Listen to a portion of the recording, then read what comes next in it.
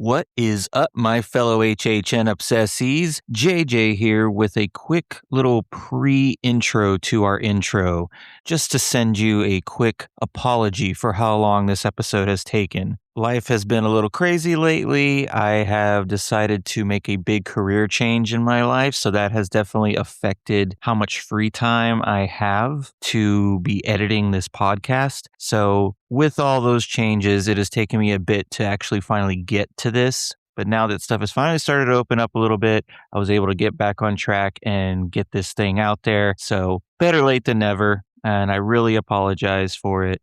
But this episode was recorded back in mid-November, just a couple weeks after HHN34 ended. So it's something we've been sitting on for quite some time. And we got into a deep discussion of how we felt about the event this year and what our rankings were. So we really hope you enjoy that and just be on the lookout for new episodes this season. I will say that this season will be a lot less than last year just because of time restraints that I now have, but we'll get it back up and going. So please bear with us and enjoy the episode.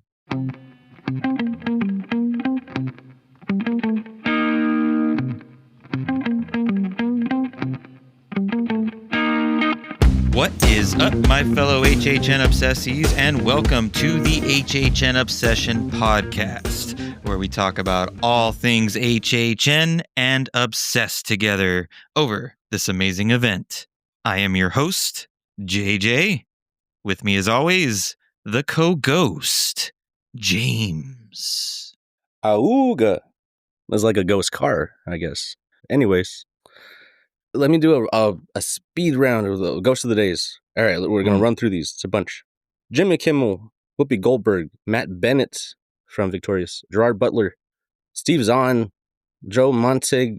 Yeah. Montagna, yeah, that guy.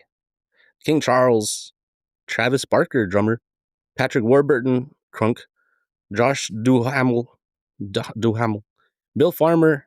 That's Goofy, y'all. Come on. Is this all Dana the same Snyder. Day? That's Gazpacho, y'all. Vlad the Impaler, happy birthday. Impaler, I barely know her.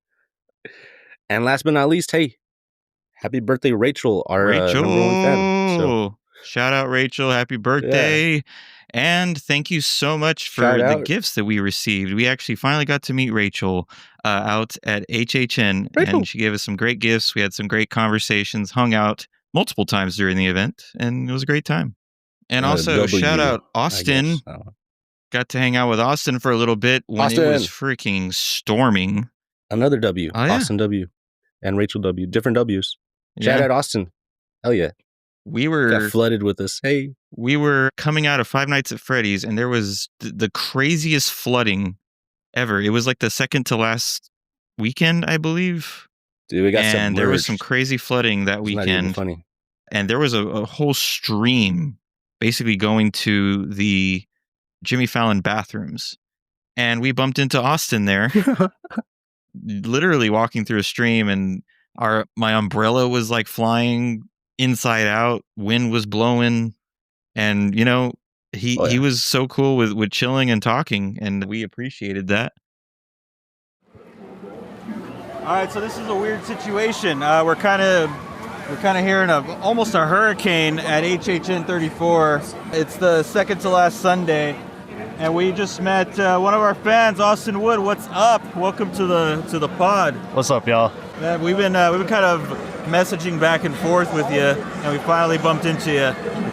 First of all, we really appreciate you listening and coming to say hi in this just stormy, crazy flooding weather. It's crazy. A couple of questions I want to ask you. All right. What got you into HHN? What was the thing that like totally made you want to come time after time?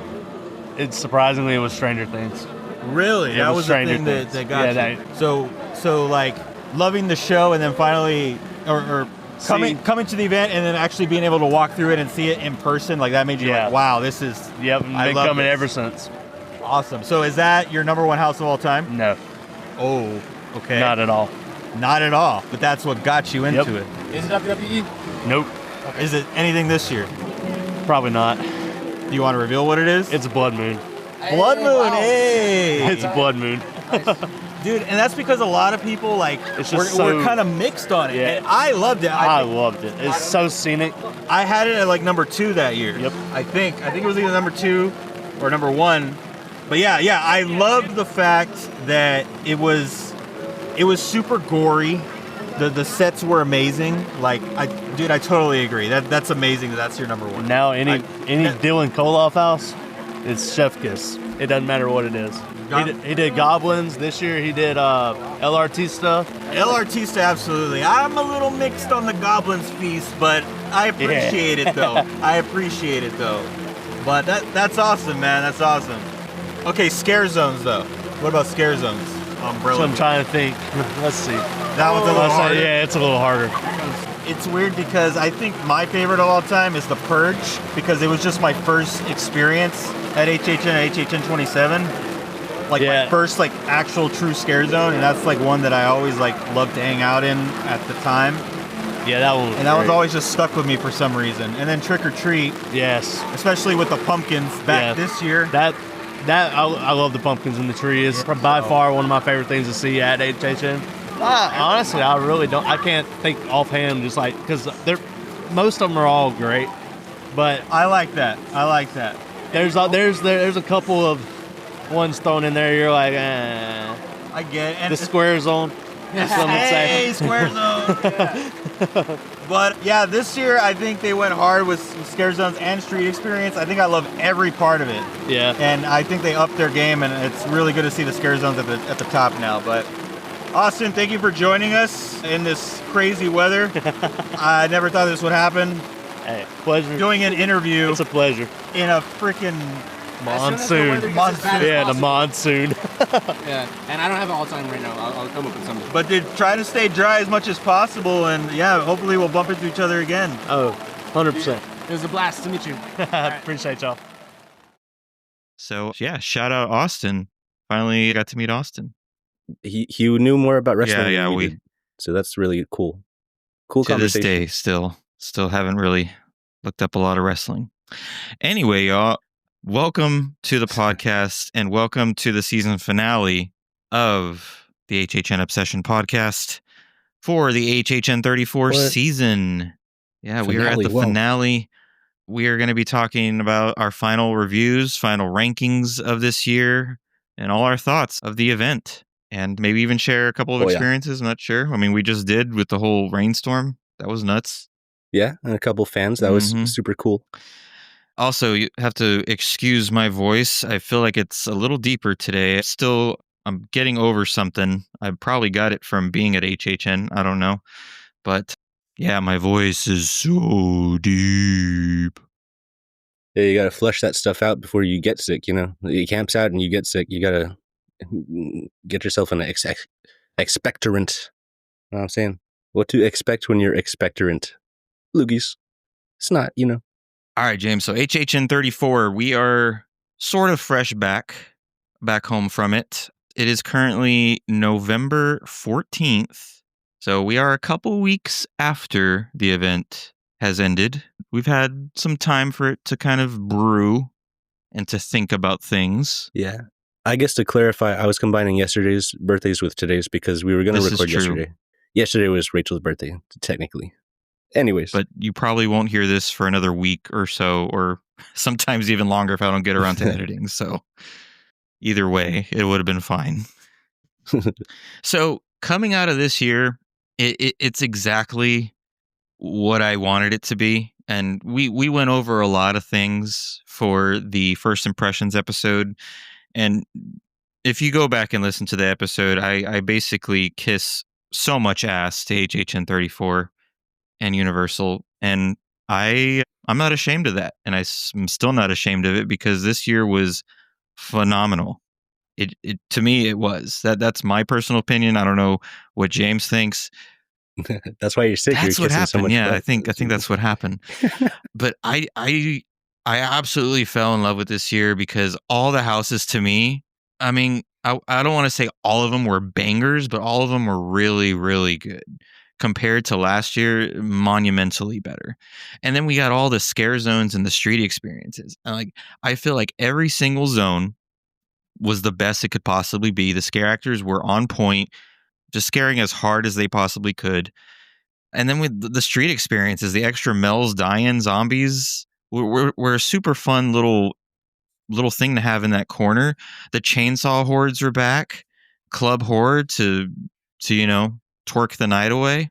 There was even a random meet and greet or little scare actor for the black phone all over there all by himself. I don't even know if that's considered a street experience, but there was just so much going on. Even that introductory scare zone that has been so bad the past couple years, I have to say. I shouldn't say so bad. That zone has been it's been a lot less the past few years, and I really think they picked up that zone to where it was actually a want to go and see and go check it out. The stilt walkers with those giant crows, like they brought so much ambiance to that introductory zone. I remember it was one of the nights where I was by myself walking through there, and it was sort of at the end of the night, and there was less people.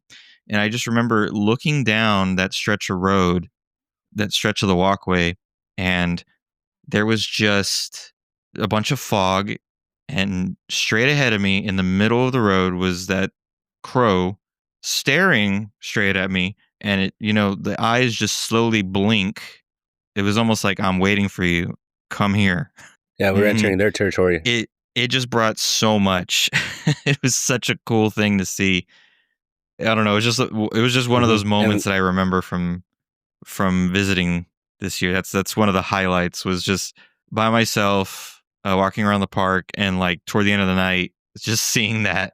I don't know. It was fun, and I really enjoyed that opening zone. Yeah, great solution, filling the street with the statues instead of just leaving it bare, leaving it naked. Absolutely. They filled it up. Now, and I got my theories. We've discussed the statue theories, like its future. And stuff, yeah, that's right. I will say, out of all the zones, that was the least amount of scare actors were in that zone, I guess. But for what it was, I think they did a great job. So, yeah, I mean, if you're populating it with statues, you don't want too many. You want them to be kind of inconspicuous, like you don't expect them to move really. And the rebar was neat. I love that. I've done that trick. I love that. I won a zombie walk doing that trick. One of the statue scare actors just had the rebar coming out of it. Kind of creepy too. Yeah. So, yeah, Origins of Horror. Right? So yeah, and then we had the shows. The Lagoon show was back. That brought more ambiance to the whole event. Just walking around the streets, having that go on, just brought so much. It did previous years. It did affect the Central Park zone whenever it was on. It gets really loud to where it kind of distracts from the current zone, the cat zone. But beside that, I mean, I really enjoyed that being back. I don't see a reason why it wouldn't come back next year. Just hopefully it's changed to something different. This year made sense to bring the same show back that got damaged in 2022. But and then talking about the shows, this is the very first time in my history of going to HHN that I have not stepped foot into the Fear Factor Stadium and saw the show. We didn't see it. I wanted to see it at least once. And that was my thing. I wanted to see it once, but I just never got around to it. Never had like the want, honestly. It was like, I would much rather be doing the houses or the zones than waiting in a crowd for 45 minutes to an hour and then walking like zombies into a sardine-filled stadium, watching a show that is almost the same as the past 4 or 5 years, and then walking out like zombies out into the crowd. It's a whole process. It takes an hour and a half to an hour 45 out of your night every time, and it's for a 20-minute show that we've basically seen. I don't know how true it is, but there was some talk that this might be the last year because their contract was only 5 years. So who knows if we'll see Nightmare Fuel back again. Not saying I'll never see their show again. It just, this year I was just like, man, the event is so good this year. I would rather just be doing the other stuff. So that was my take. And yeah. Anyway, we've talked about that for too long.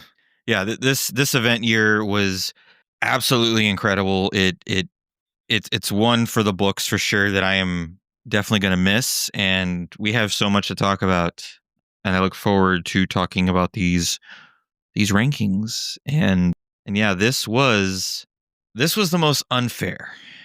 I usually say every year that this year was the hardest to rank.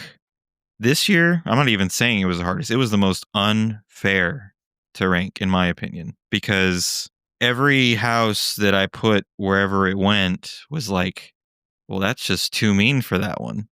It deserves better. But then there's just other ones that, yeah, you know what I mean. It's almost a shame where they went. And yeah, they're all great houses. I, I'm gonna say ditto, and now you can't get mad. Yeah, no, I think it that's was just an excuse. agonizing. I'm still gonna get mad at you. No, it was. I stared at it for hours. Come on. That's the whole point of this finale show, is just for me to get mad at your rankings. That's what people really come to hear. Well, excuse or not, built in or whatever, I got my order. Well, before we get into the houses, we're gonna start with the scare zone / street experience list.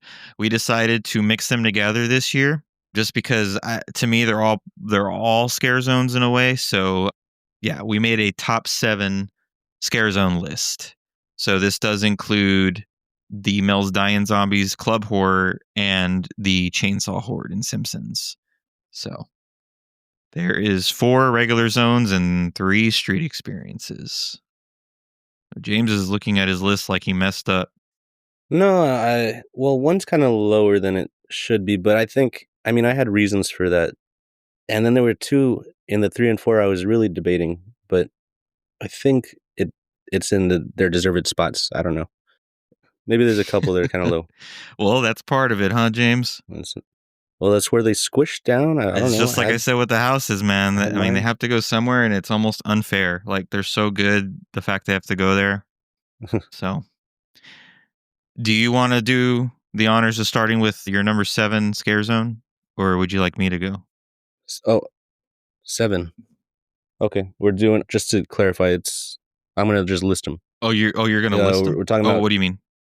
No, we're just talking about the 4 zones, and then the Chainsaw Clowns, Club Horror, Mel's Zombies. Mel's Dying Zombies. Yeah, because because I don't know if you remember, the HHN bar is another thing, but I don't know what that. Yeah, there's scare actors there, but it wasn't considered a street experience. But yeah, I didn't include that, so that would have been 8. Yeah, but okay then, and the Death Eaters, nah, right?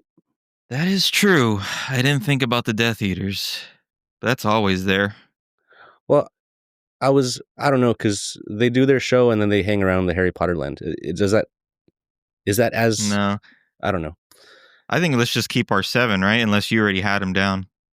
Yeah, no, I'm good, because those 2 that I mentioned, I didn't even have them factored. The other ones are listed, so no, we're still on track. Yeah. So, would you like me to start with number 7, or do you want to do it? Up to you. What do you want? I'll go. All right. So I love that this was added this year, and it could probably be added in multiple years to come. It was a great vibe. I thoroughly enjoyed, the times that we hung out for a bit in there. Mine is Club Horror. I mean, it was a great party atmosphere. But it's not a scare zone, really. It's just a place to hang out and fill that space, which I'm glad they did. I'm glad it's there. Again, a lot of this stuff is not fair that it's in this spot, but I just had to make it number 7. But I love the fact that they had an actual DJ actually DJing music and mixing versus tracks, because that's what a lot of people thought. That's what we thought was going to happen, and it was a legit DJ. And they had multiple people doing it, and from what I noticed, every DJ they had up there was a different style, and I love that. So, and then the viral videos that have gone around with Art the Clown just jamming up there at the booth, so much fun. We never got to bump into that, unfortunately. On the final night, I was in Club Horror when Art came in but he only stayed on the ground by the dancers and danced right next to the dancers. I had a great video. It was like such a good video, and my phone died and it just disappeared. The file was corrupted or something, and it just never saved. Very unfortunate. But yeah, Club Horror is my number 7. Hey, but I had that also as that number, which I would have had it higher, but it was a little inconsistent, right? Like the vibes were like bumping Yes. a lot of the time, and then sometimes it was like kind of a lull. And I agree with that. Yeah. A lot of times there was some bopping music and it was a vibe, and then other times it was like, eh. Yeah, I would have liked to spend more time there. But one thing, I cannot dance. And then my little tripod phone, they were being not real. It was just one time they told me you can't leave that. So like, I don't know. I just wanted some shots of like some grooves. Man, it started out popping. I don't know. They were like popping, locking the dancers, and I would have had it higher. But yeah, inconsistent is all. All right. My number 6, Origins of Horror. Like I said, thoroughly enjoyed this opening zone. I loved the fact that as soon as you walk into Universal, you see those gates of the mansion, of the conservatory, and it really shows that you are legit entering the whole theme of HHN34. And it was such a great opening. The gargoyle scare actors that are there to greet you, the chainsaw horde that was in that zone as well. It actually just worked and fit into the theme of the event. I think much better than 32 whenever there was an Oddfellow zone. Yes, Oddfellow was a great character for that zone, but it was so much less than what this was. So again, thoroughly enjoyed Origins of Horror. Yeah. So I had the experiences and the zones separate. So but I think I'm going to keep the order. Experiences first and then go into the zones because I think it's the same caliber, right? It starts with the not quite zone and then we're going into zones. They're all zones. That's what I was saying, to mix them. Like it's all one list. My second to last, I guess, number 6. I had the zombies, the male zombies. They were a lot of fun. I might have factored it differently if I was shuffling, but I like how this is because they're mini zones. They don't. So this is good. But the zombies were a lot of fun. So glad that there's wheels out here, and they were zooming around, and they were light up wheels. That was cool. They're real interactive. Like I was gonna compare the interactivity of these guys, but I feel like they were more than others because some of them they had to like pump the brakes. They were like interact a little less, but the zombies were like pretty constant, just like, and they were even like pushing it a little. You could touch the props sometimes. Zombies. I was really into the Mel zombies. Well, my number 5, James, is Mel's Die-In Zombies. And there you go. Yeah, it's such a great little corner zone that they had there. It obviously was a little basic, so that's why they made it a street experience and not a zone. But the fact that they used the theming of the Mel's Drive-In, made it 50s theme, made the zombies look, retro 50s vibes, and had the 50s music playing. It was a vibe there. I mean, it was really fun. The zombies were fun to interact with. Always asking if you wanted a bite of a leg or an arm or bite of the brain, whatever. It was leg day for the roller skaters, I'll tell you that. And yes, the roller skaters were really cool, really fun. They looked like they were having a blast. So it was a cool experience that I think could return. I mean, I don't see why they wouldn't just bring that back just to have it. Why don't you go to your number 5? Oh. Yeah, right, number 5. Because the experiences in Zones of Shepherd, I had the Chainsaw Clowns. Dang, you didn't even give them a higher rating. Yeah. Well, they're number 1 of the experiences. Like I said, I didn't shuffle the zones and anyway, clowns in their natural habitat in front of the giant clown. You know how it goes. Giant Krusty.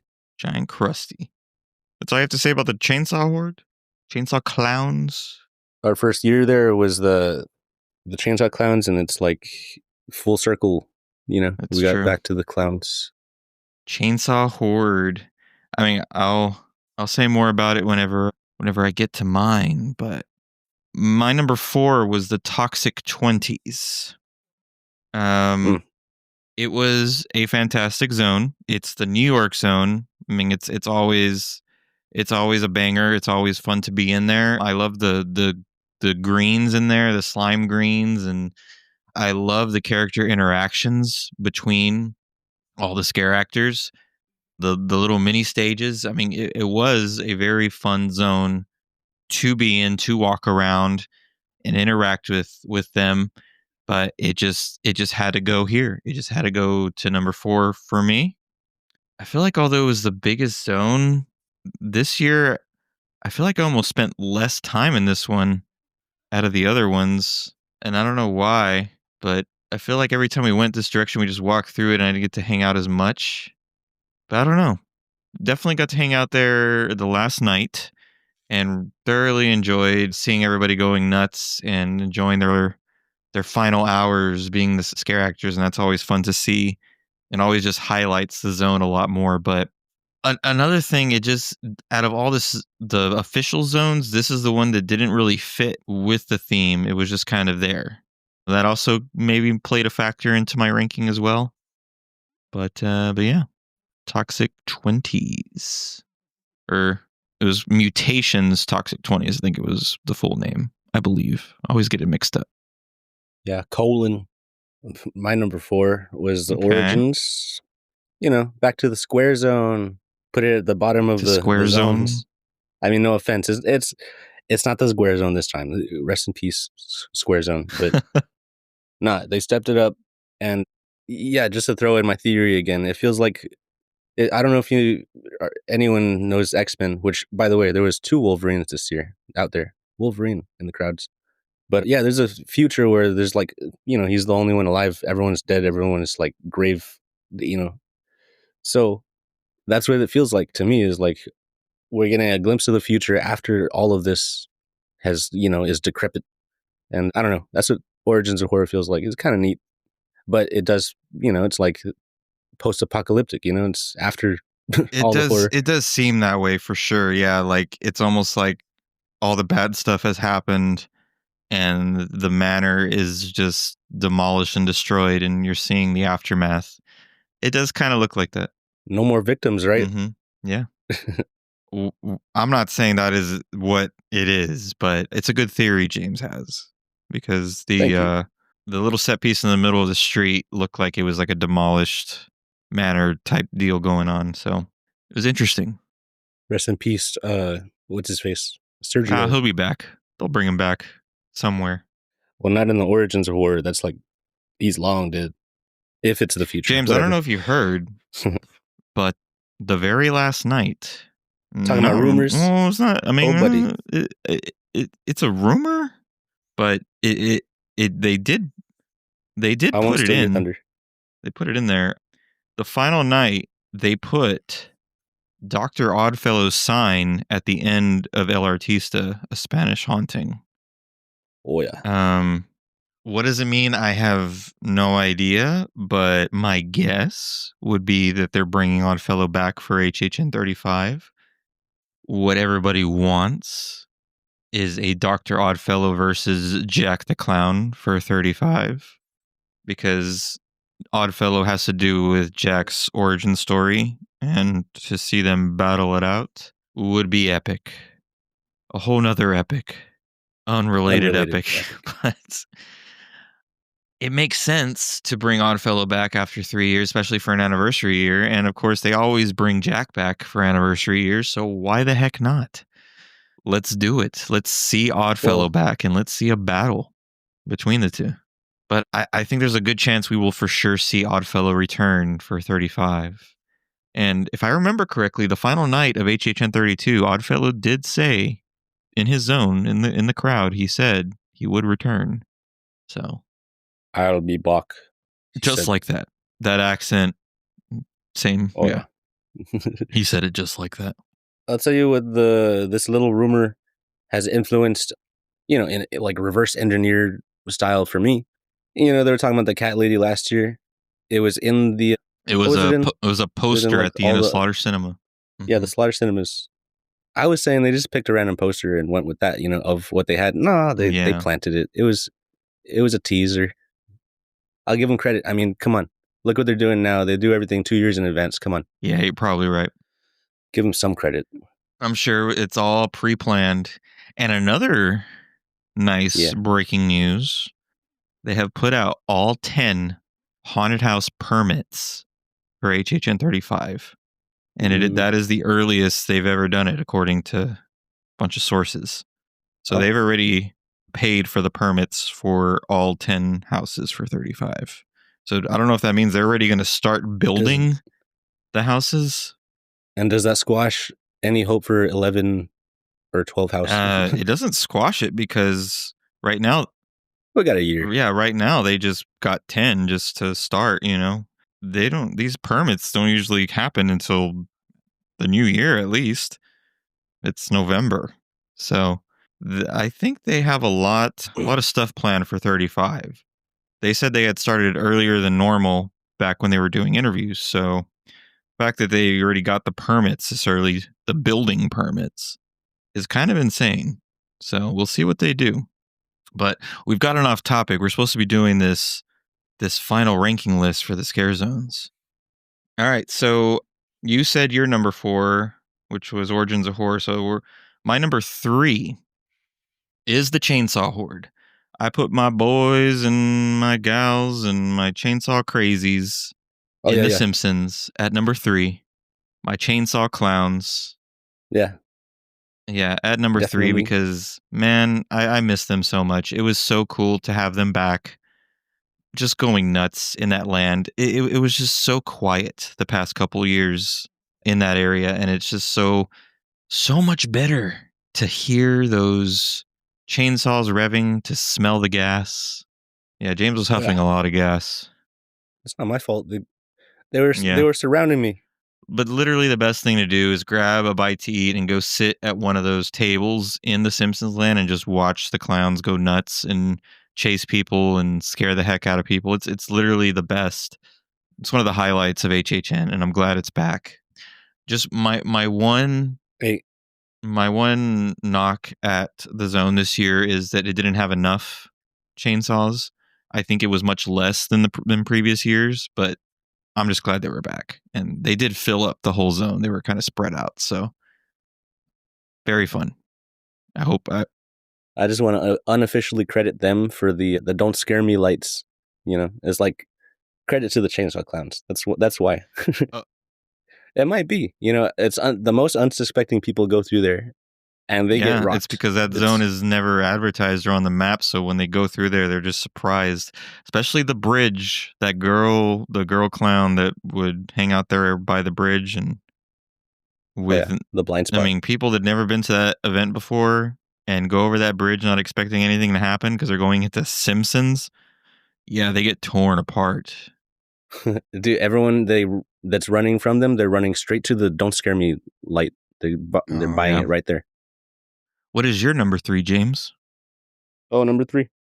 You know, I put this is a little hard too. I put Masquerades at number 3. That's not what not where I thought you were going to put that, but okay. Masquerade number 3. The Dance with Death, the Ballroom Vamps. I like them. They were the only thing. The music kind of was repetitive. It kind of drove me crazy till the last day. It was like, I like all of the closing soundtracks that they like saved for last. So James thinks that they changed them in the last night. I don't know if that's true. Can anybody confirm that? So I think he just happened to be in the zones when they were playing the same songs.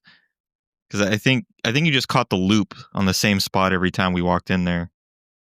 Maybe, but I have a suspicion that they switched it up the last and that's day possible. Or like just or the last hours. I mean, they changed things last night in the houses, so I'm not gonna say they won't do that. But yeah, if anybody can confirm, what were they doing? They were like, were they biting people? They were like honorary baptism vampire, kind of, with fans, or was I don't know if that was. Oh, I mean, you're talking about the workers, like just people. They would like 1, 2, 3 and bring in a person and just like gobble them up. And then are you talking about the end of the night and the last night, or just like in general? Yeah, the vampires. Yeah, those were people that were part of the crew or in the other cast, because the other cast was just hanging out in their normal clothes. Oh, okay. So they were buddies. Okay.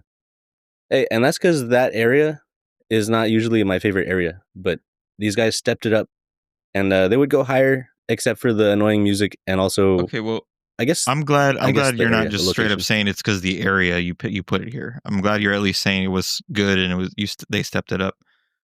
Yeah, I'm letting the pros and cons fight each other out, meet in the middle. Yeah, they really paraded on that last. We always try to. I guess we're gonna discuss this in a minute, but yeah, you try and debate which one you want to spend your last time closing at, and I kind of got samples of like three or like I don't know, a handful of places. I thought I saw their closing, but it was like second to last or what? Yeah, you saw their second to last set. I got a sweet closing of the chainsaws. Got great footage. Nice. All around great footage, like just in general. But yeah, that's my masquerades. Yeah, they paraded at the end. They did their loops and they went through the thing. It was they were saying goodbye, so it was nice. Mm. The mask itself, I was thinking would be like a hindrance, but it was cool. It didn't hide too much of the makeup. Like everything was good. And dude, the stained glass it takes the cake of those. Yeah, maybe I'll put it up a step. Dang it! All right, James, we're down to the last two. What do you think my number 2 is? Do you know? Have you been keeping track what my bottom 2 are? Is it what I said? Or my top 2? Masquerade also. You think Masquerade's number 2? Is it as your number 1? You have. Hold on. Is it? Nah, I lost track. I don't know nothing. So well, I would think Cat Lady would be first, but that's just what I think. I don't know. You go. All right. So throughout the event, I really battled these last two on where they would be. You put the vampires first. Okay, go on. No, because sorry. I really love both of them, and it was very hard to pick which one belonged at number 1. I think they're both number 1s, but I had to put one at number 2, and it kills me a little bit. But number 2 is the Cat Lady of Cricket Lane. Dang, number 2, right straight to the litter box. Straight to the litter box. This zone is absolutely beautiful. It was so genius. Just the fact that you literally enter Central Park and you see her gates and you walk down her path with all the pumpkins and the kids are trick-or-treating and there's all these antique decorations of Halloween, and the scare actors are slowly turning into cats the further you go down the lane. And then at the end of the lane, there's a whole other part of the zone where there's a little mini show where they built the whole house of the Cat Lady. And then there's a whole little mini walkthrough house right next to there. And the only thing that didn't put it at number 1 for me is the scares.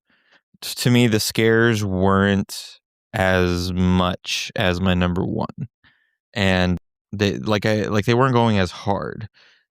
That walkthrough, although really cool, a lot of times it would just be one scare actor in there. Wasn't always full of scare actors. But when there was actual scare actors in there, they would like jump at your like in your bubble. Like they would get right up to you. They really tried to do their best to make you jump and scare you in that little walkthrough there. But I think that's where I got some kind of scares of that zone. But otherwise, the cats weren't really scaring as much. They were fun. They were funny. Even the little kid scare actors were also kind of funny. I forgot. One of them did something that was funny.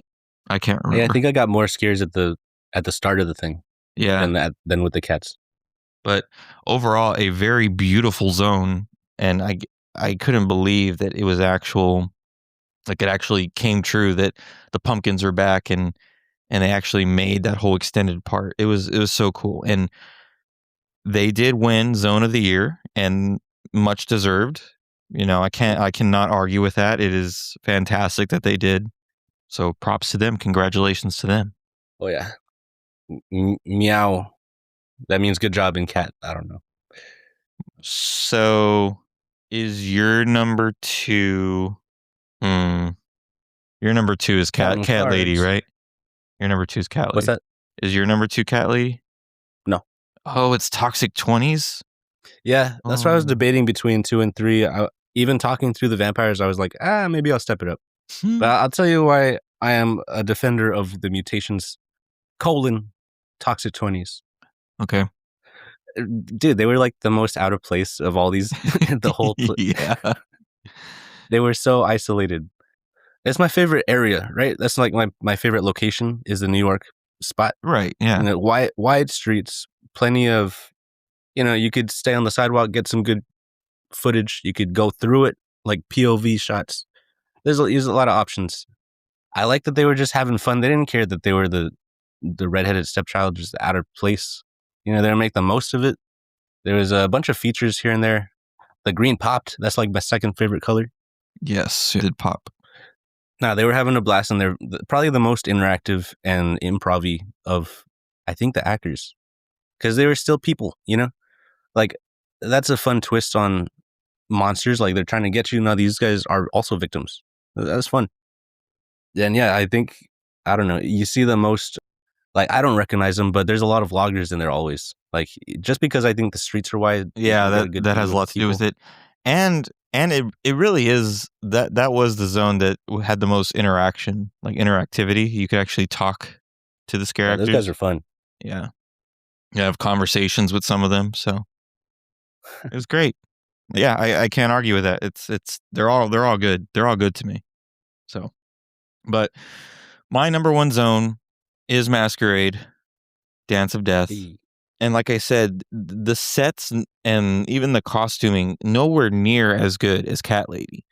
I think the only reason I put it at my number one and as like my top I have for a this guess. year is just they were always going so hard. You walk in there and they're coming left, right at you. Like they're intense. Like they're really going after you when you went in there. Oh yeah. And it was a good change from like the silly vampires that we had in the vamp zones. So I don't know. I thoroughly enjoyed the fact that they were just going so hard and there were so many of them. Like I think out of all the zones, that might have been like the most packed zone of scare actors. Like they were just everywhere. Like it was just full. Yeah, I think the last vampires were trying to come into our territory and trick the humans, right? But this time they're just having a blast living it up, and we're the snacks. Mm-hmm. As far as the sets go, I mean, they were still really cool. I think the little mini stages could have been a little better, but the little centerpiece with a giant chandelier and then the projections of the windows that you pointed out, it just it made the atmosphere in there so cool, and yeah, it all fit very well with the theme of the year, and yeah, I think it's my favorite zone That was because my of guess. That was my guess, was the theme tie-in with the Mhm. stained glass and the vines. That was going to be my thing. Like that's probably tied it all together. That's a reason. It's part of it. It's part of the reason, but the biggest reason is just the fact that there was so many of them and they were all like just really going hard at you.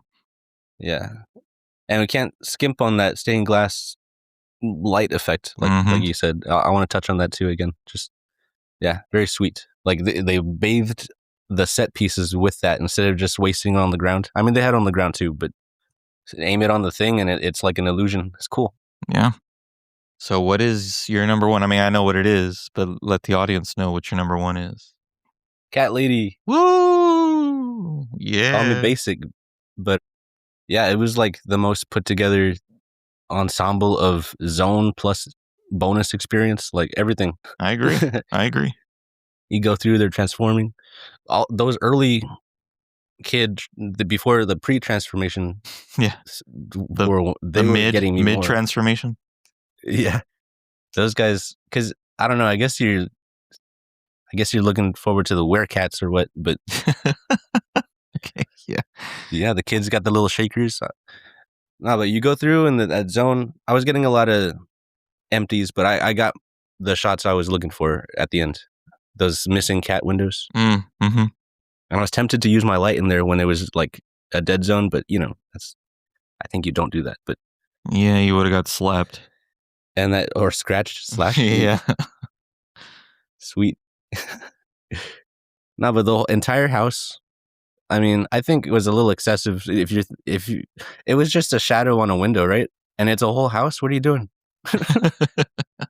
Like you have to walk behind the thing on a tiny sidewalk. Big house, very fancy, cool grave site for the cats. Maybe the back could have been something to look at too. I don't know. You know, you got windows and screens. You could have put Something little back movements. there. Yeah. Anyway, only criticism, I think. Oh, I mean, I'll say the cat masks probably were hard to see through. You know, not a ton of movement. You could do something with the jaw, but now I'm being nitpicky. I don't want to. Beautiful masks. I'm sure they were expensive. Those things just to sculpt and then to mold, ridiculous. Yeah. Official license, universal or whatever, not for sale, but you know, just commissioned or what. No, it was a whole thing. It was a whole thing to pull through, and they did it. They pulled it off. Yeah. And the whole time I was thinking of my cat back home, so I guess that's part of it too. I don't know. There it is. That is our list for Scare Zone / street experiences for HHN34. I'm gonna miss them. They were all amazing zones, and that's the first time I've said that in a very long time, if ever. Yeah, and I didn't mean to put Club Horror all the way at the bottom. Like I said, I didn't shuffle the zones and the experiences. I think I've already said that 7 times. Yeah. But yeah, pretty good zone discussion. I like this. That was cool.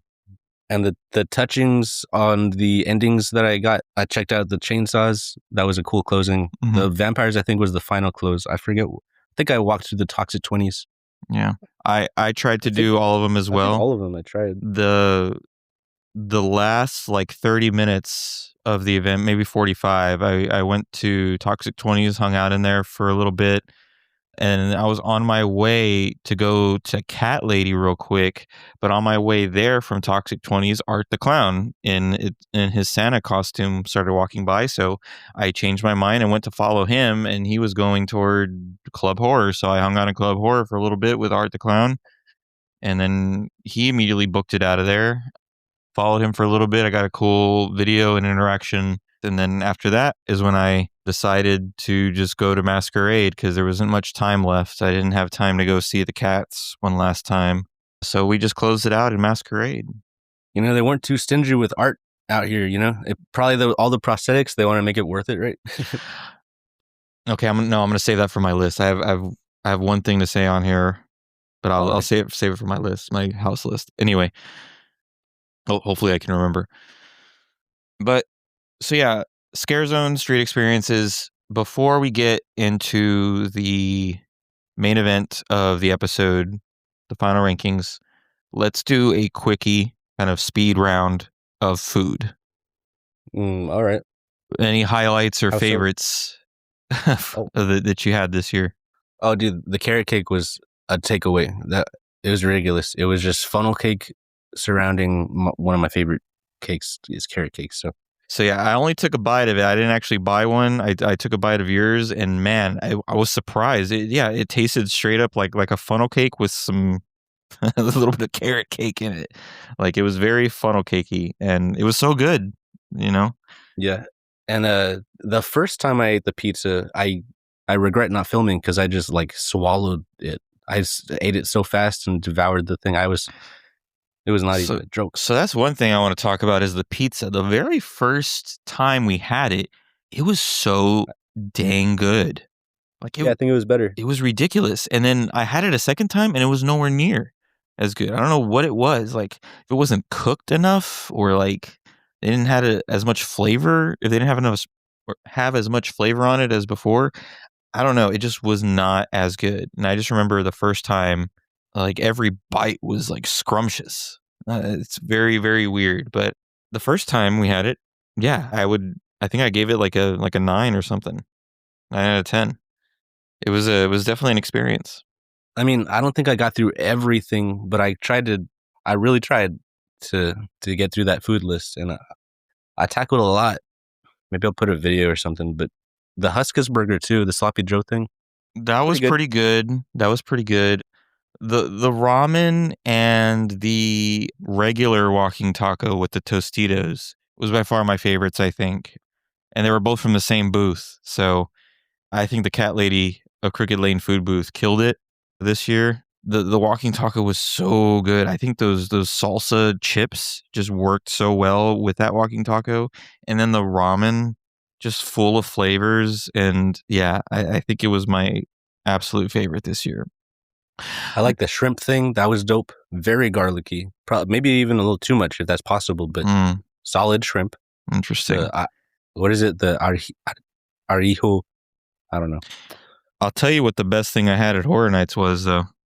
Oh, you have something in mind? What is it? It's not an HHN food. It's something that's just always there. The Richter burger. It was the chicken burger that is covered in hot Cheeto dust was so good. That was literally the best food I had during Horror Nights. Was that sandwich. I was not expecting that sandwich to be that good. So, not to mention the Captain Crunch shake, like partner with it. That was good. It was good, but that sandwich was like another level. Like I enjoyed the heck out of that sandwich. So, yeah, I tried it later. It's pretty good. It's always there, people. So go to Richter Burger and grab one. Very, very good. Pro tip though, the little flakes that come off, you don't have to eat it. It's just a solid kind of hard crunch. I mean, you would think appealing, but it's there's no flavor and it's like a little regretty. Like if you eat the whole crumb of the thing that fell off. I don't know. That's just me. As far as the alcohol drinks, a lot of people don't really care for the two main ones that they have every year because they're always pre-made and they're very sugary. The punch one, it was like blood something punch. I forget. I'm sorry. That was my absolute favorite drink this year. I thought it was so good. I got it like 3 or 4 times. I had one of the Fanta drinks that was really good. I think it was the pineapple one over there by Fear Factor. Whichever one is by Fear Factor is the one I got, and it was really, really good. I think that was my second favorite drink. And then the Toy Box one, the one with the Fireball whiskey at the Dolls food truck, is probably my third drink. Remember too many of the drinks, but I had a couple, so I guess that's the point, right? You're not supposed to remember. I'll tell you what was the worst. Okay. The freaking... Is it coffee? No, I didn't try that. The freaking Fallout pouch. Disgusting. Awful. And it wasn't even alcohol. It was a mocktail. It was horrible, dude. It tasted like battery acid. It was lots of mocktails this year. Yeah, lots of mocktails. Kind of mostly. And I don't know. I really wanted to try the Light the Way alcohol drink from the WWE booth, but by the time I went, it was sold out. It was the last night when I went to grab it, and it was sold out. So I drank that. Oh, you did? Yeah. I don't remember any details. When did you have it? Was I there or were you by yourself? Yeah, you were looking at the clown carts and I went to the short line over here and you caught up to me. I got my stuff and I think you decided against it. I forget what night, but yeah, I think it was good. I don't remember it being terrible. So there's that. Another big surprise for me was that the potatoes and Spam. I don't even like Spam. First of all, the tater tots, it was like having cheesy mashed potatoes in those things. They were fantastic. Yeah. You didn't like it because I guess you didn't like the texture. But yeah, I'm not even a Spam person, and the sauce they had that in just made it so much better. So I was very surprised by that dish. Fried pickles were decent from that booth. It was okay, but the Spam and the potatoes topped it. Yeah. Oh, it was a disappointment. I tried to get the sambusa again this year. It's a little different this year. Yeah. It's like named something else, and it's pea and carrot centric instead of whatever the heck it was last year, which was delicious. I hope they fix it. I had the long corn dog the last night. It was okay. Not my favorite thing, but it definitely hit the spot when I was hungry. So, dude, the flavor and the little Korean flaky batter on it, definitely something. I liked it a lot. That was good. Well, all right, man. I think it is time to go to the main event. The final rankings for the haunted houses. All right, James. So I really want to do something here. Okay. Oh. Okay. I have a guess at what your bottom houses are. And I just want to throw it out there to the audience. I don't want you to confirm if I'm right. I just want to say it. All right, and I'm gonna guess that you got one right and the other one's wrong. Oh, But I don't want to say which. Okay. Counter guess. But you have to promise that the ones I say, I won't say anything. But no, you have to promise that you won't change stuff, like just to Okay. prove me wrong or something. I was looking at 2 I might change, but okay, untouched. This is final list. Okay. So the reason I'm saying this, that I know his final, is because James, he doesn't hide it very well. I think. Maybe I'm wrong. Throughout the nights that we went, there was certain houses where whenever I went to go do them, he was like, I'm good. And I want to say, in my defense, that's not against any house in particular. Maybe it happened a couple times at a particular, but it was all the houses, because we were doing them like every night. Let's see. I got my fill. Let's see. After 2 nights, I had my fill. You didn't do that for all the houses. So here's my guess, because these were the houses you did them all the time to. All right. I think your number 10 is WWE. I think your number 9 is Jason Universe. I think that's 2. What else are you guessing? Your number 8, I am going to guess, is Hatchet and Chains. And then your number 7 is one of the tent houses, the new tents, so Galkin or Fallout. And that's where I'll stop. Okay. Should I do a guess? I don't know. You won't know my but guess. It has to be bottoms, right? Or you won't know mine, but go ahead if you want to.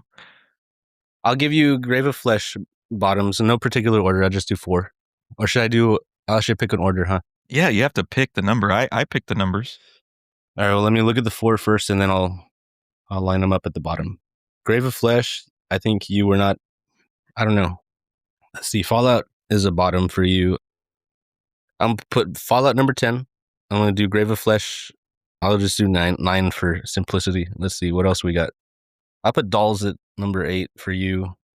And then I'm not sure, what else did you, I don't know, Freddy's? We'll put that at number 7. So we got, that's my guess. I don't know. Freddy's. This is going to be what did fun. I say? Grave of Flesh. This is going to be fun. It's going to be fun. All right. Rock, paper, scissors. Who goes first for our number 10s? Really? What do you want to do? On shoot or what? Yeah. Okay. All right. Ready? Yeah. Rock, paper, scissors, shoot. Hey. All right. Oh, wait, I'm first then, huh? Or you could pick what you want to do. You first. Okay. I'm scared. You're going to be very surprised with my list, buddy. I guess. Yeah. All right. Let's do it. Like I told you guys, please hear me when I say this. This was the most unfair list to make. Artista number 10. Hell no. What's wrong with you? Hell no. You're crazy. You're crazy. My number 10 is Galkin, Monsters of the North. Wow. This was the biggest disappointment, I guess, was because I had so much in my mind, and it's not to discredit the people that made this house or the people that were scare acting in it. It was just my expectations of what this would be. And also going through this house, I never caught on to what exactly was happening with the story. It just felt so disorganized and just all over the place. I was kind of thinking this was about multiple monsters of the North, really. And it just seemed like it was mostly focused on that shaman creature.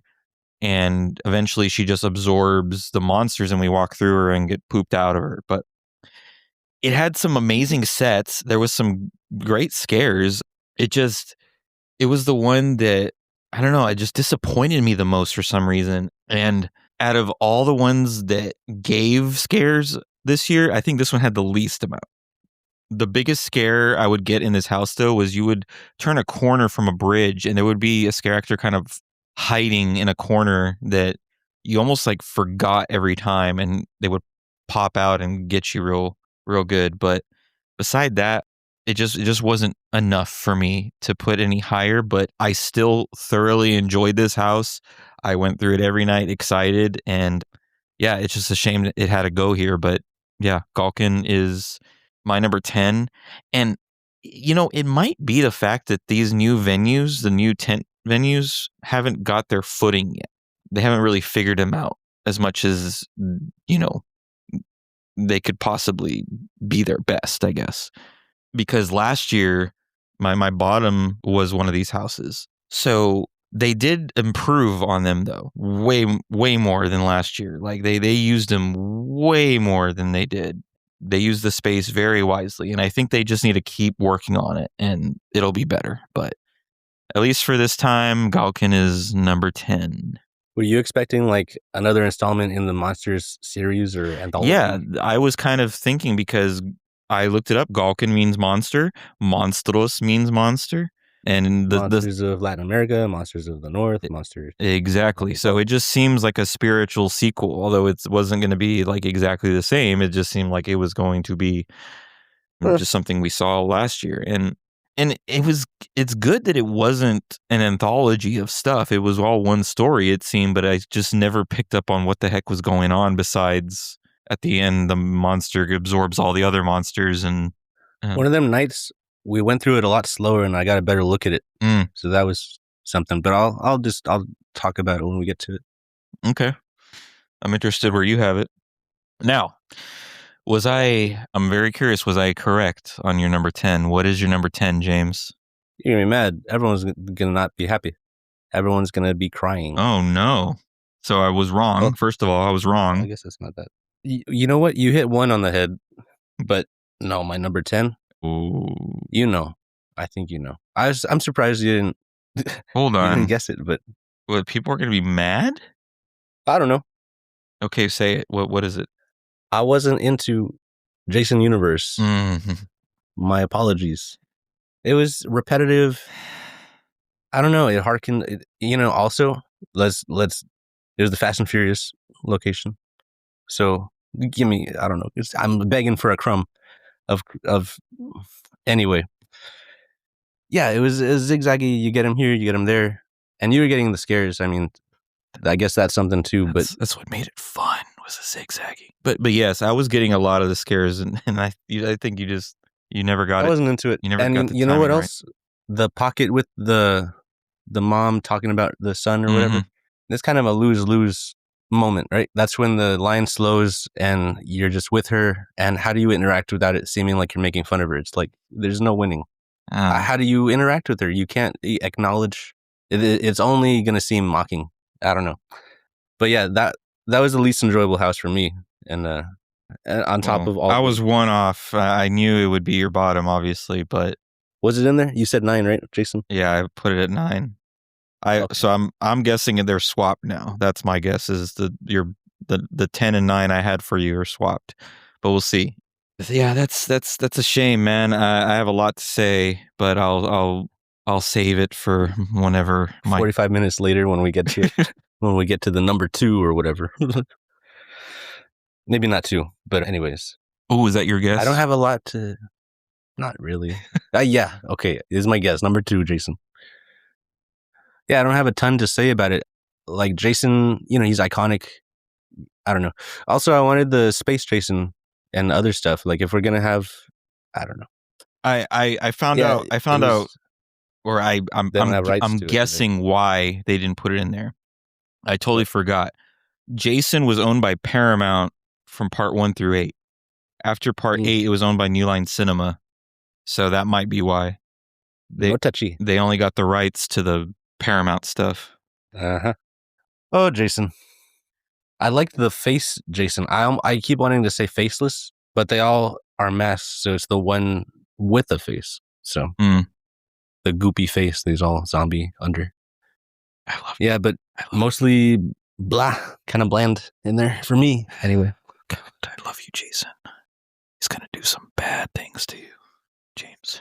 Nah, he's gonna take a nap. You need to watch your 6 when you go to the lake. Watch your 6. My 6. Oh, snap. All right, my number 9. I think I'm going to get a lot of flack for, and I'm going to sincerely apologize. And let me say this: I think we're going to get a lot of flack for it. You get where I'm going with this, James? No, not at all. I'm blind. I have no clue. I'm very sorry. I have to put it here. I don't connect to it as much. So sorry, my number advance, people. My number 9 is the WWE Wars of the Wyatt Six. That's cold. No, whatever. Elaborate. Are you not at number 9 with this? I thought you were gonna say, "Are you not entertained?" No, that's not my number 9. Oh, wow. Okay. Well, hold on now. I would have never have guessed this, that your spot would be higher for WWE than me. That's crazy. I thoroughly enjoyed this house. It's just I don't have the connection with WWE as much, and I only know what I know from the Wyatt documentary, and there's just so much research to do with WWE that it's just impossible. It was impossible for me to go and watch everything and know everything. And when I went through this house, I can see how the fans of WWE would make this a top 3 or top 5 house. Like I could see that. I could see people loving the heck out of it. And I totally understand it. And I back that for those people. But for me personally, I just don't have that connection. But I still had a great time with it. I loved what they did. I loved how much of a tribute this house was to Bray Wyatt. It was beautiful in a sense. And I don't know, it was just a great way to honor his legacy, and I'm glad I got to learn about his legacy because I knew nothing about it beforehand. So yeah, I respect what they did here, and I respect the house for sure. So every night I again look forward to going through it, and I would have put money down that James would have had this dead last because of how many times he backed out of going in with me on this specific house. See, that was what tipped you off. It wasn't because of the house. It was just all the houses, you know? But this one you did it almost every time. Overkill. Almost every time it was like, I'm gonna go over here real quick and I'll meet you on the other side or something, whatever you said. But the scare actors that they got for this house casted very well because there's some big people in there that tower over me. I'm a very short, small dude, and man, there's one part of that house where you walk through the TV screens and they both jump out at you at the same time from left and the right side. And gosh, they would get me. They would get me quite a few times in that hallway. Their hair got me a few times. Yeah. They would get up in your business for sure. Yeah, it's just really well done. I'm glad it was there. I'm glad I got to do it. And yeah, it just my number 9. Sorry, everybody. Please don't hate us. That's where it belongs for me right now. Hey, you're on your own. Us, I didn't have it that low. You're getting attacked for once. I guess so. I know I'm unpopular opinion central, but like, well, okay. I don't think yours was very unpopular though. I think consensus wise, it was kind of low, right? Consensus wise is mixed all around the board. The people that had it high were the people that loved WWE, and if you didn't, it ended up being kind of low usually. I mean, that says a lot that it's all over the place. If there's enough WWE fans to bring it up, that's like a big. Like I know people that had it number 1. Like I believe Austin, who we talked to, was it his number 1, or it was either that or Terrifier was his number 1. But he mentioned that was one of his favorites. I don't remember, but he was pointing out all the details, like the stack of recorded tapes and everything. A lot of details. I bumped into Adrian from Losh TV, and first of all, shout out, very nice guy. Follow him on YouTube. Does really great work. He said that his favorite house was WWE. So it just really depends on what you're a fan of and how it clicks to you. So, and I won't take that away from them. It's, it's still a great house. Yeah. My number 9. Yeah, I'm curious where you have WWE now, because now it sounds like it's not even in your bottom. Could be like mid or something. But number 9, let's hear it. And this, I don't think I'm upsetting anyone. Well, I don't feel any. Well, here's the thing. I'm disappointing myself more than I'm aware of anyone else. Whatever. I put Fallout at number 9. I like Fallout, I'll say I didn't grow up with the games. I'll say the colors are my college colors of my hometown. It's kind of cool. But yeah, Lucy out there, all she said was okie dokie. They didn't really utilize her too much. And You're right. She said it on like 3 occasions. Yes. She wasn't. She was like a dud. You were absolutely right. Every time she would pop up, that's all she would say was okie dokie. I wonder if that was a rights issue with her character or something. Like the actress didn't sign off on whatever. I don't know. Yeah, isn't she the main character and she's getting sidelined big time? Yeah. And the big robot, we're across from Transformers, dog. You're going to have a big metal thing that doesn't move? Make it move. The heck? Oh my gosh. Yeah. No, but the ghoul was all right, but if they're going to bank on anything, Vecna it out. Remember there was like 8 Vecnas in the Stranger Things house forever ago. That was a complaint with a lot of people that I saw online was that there wasn't enough of the ghoul. And at first, at the beginning of the season, there was none. There was no ghoul, I think, or maybe just one. And then as the event went on, they added like two more or something. So, but they had the bones. They just didn't flesh it out exactly. They just kind of cookie cuttered it. Okay, you know? A little bit weak in my opinion. But I don't know what you could expect from it. Not that I don't know something. Did you see the trailer for season 2? Came out yesterday. Macaulay Culkin is in it. Something. Oh, is he? Yeah.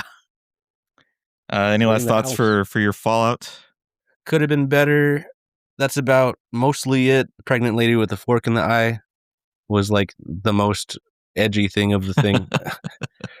The tooth thing was all right, but they didn't show the organ stealing that as much as they could have. That's like kind of freaky, is like when your organs are like up for grabs. Yeah, that's about it for Fallout. It was fun. I got the backpack, big discount.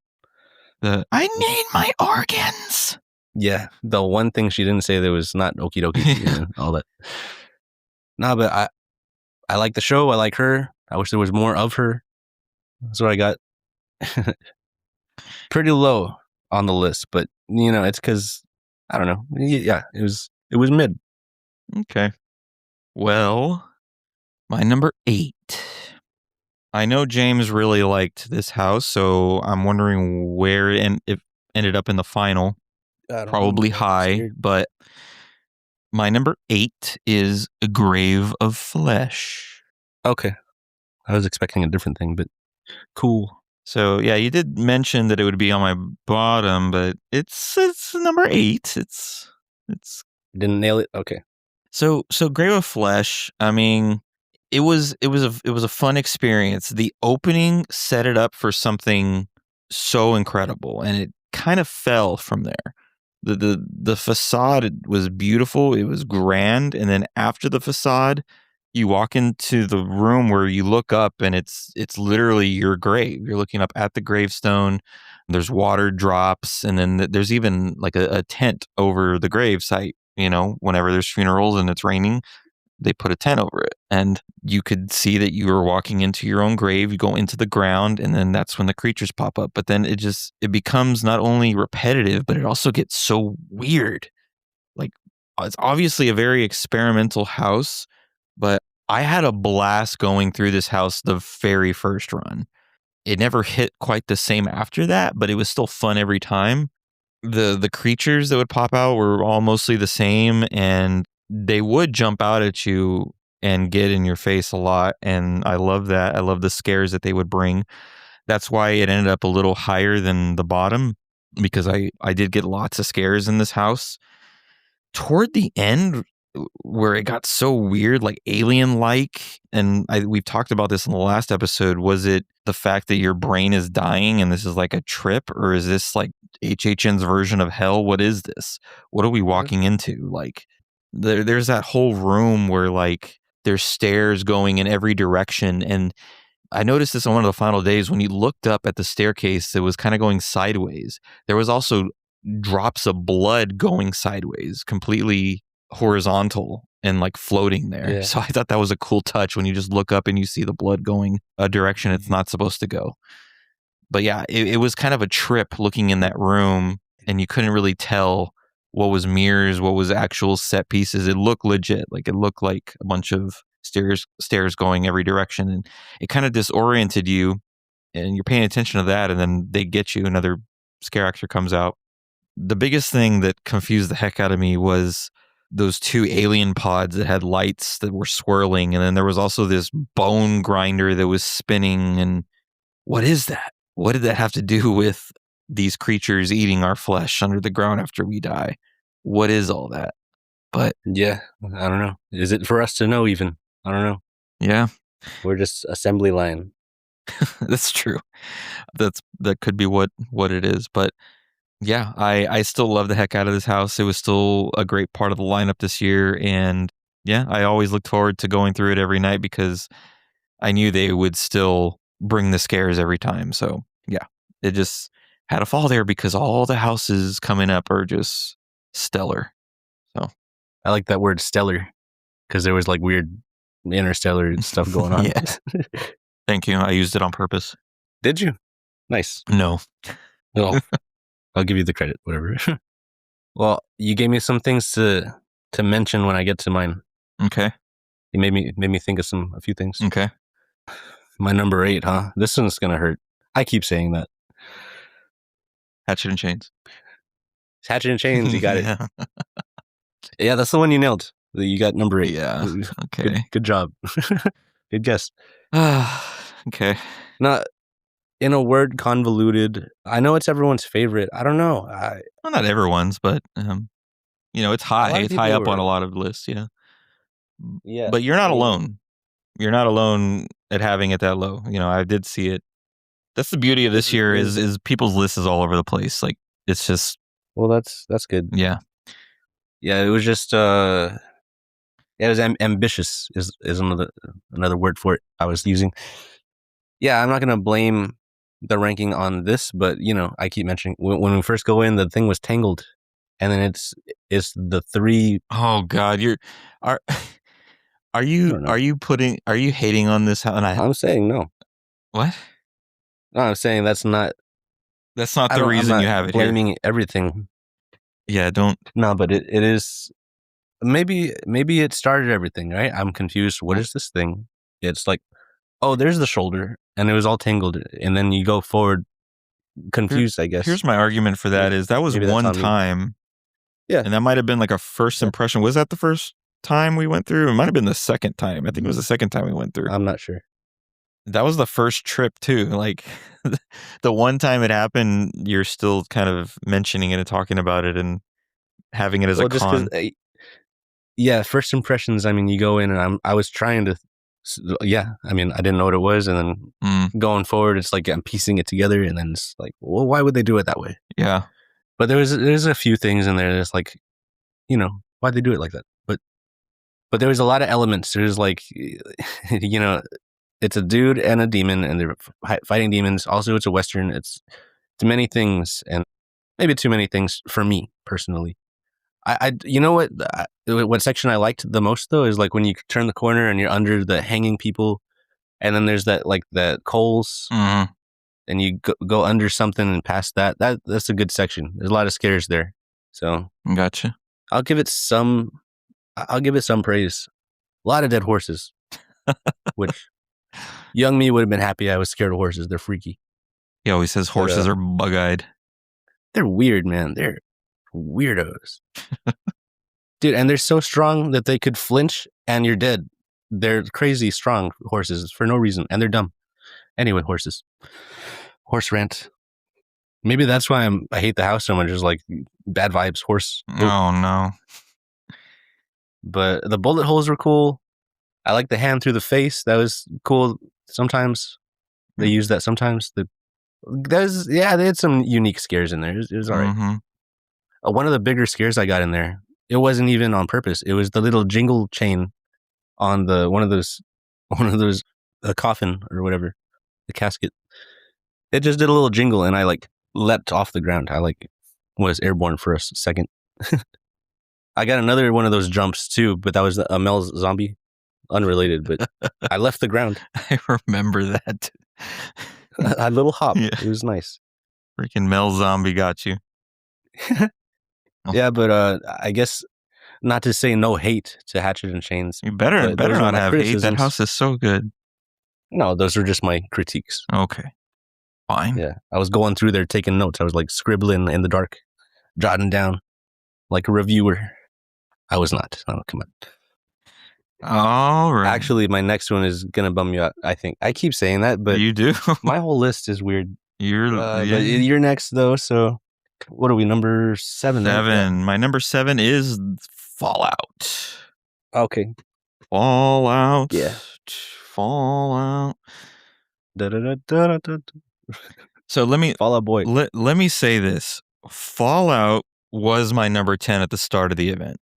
And it rose to number 7 the later the event went on. By the end, it made it to number 7, obviously. But hey, nice. The reason for that is just the scare actors. They were going nuts toward the end and giving it all they got because they were getting a lot of bad rep because everyone was saying Fallout was the least scariest house of the year. So I think that pushed them to go crazier. And I noticed it. I noticed they were going very hard in that house.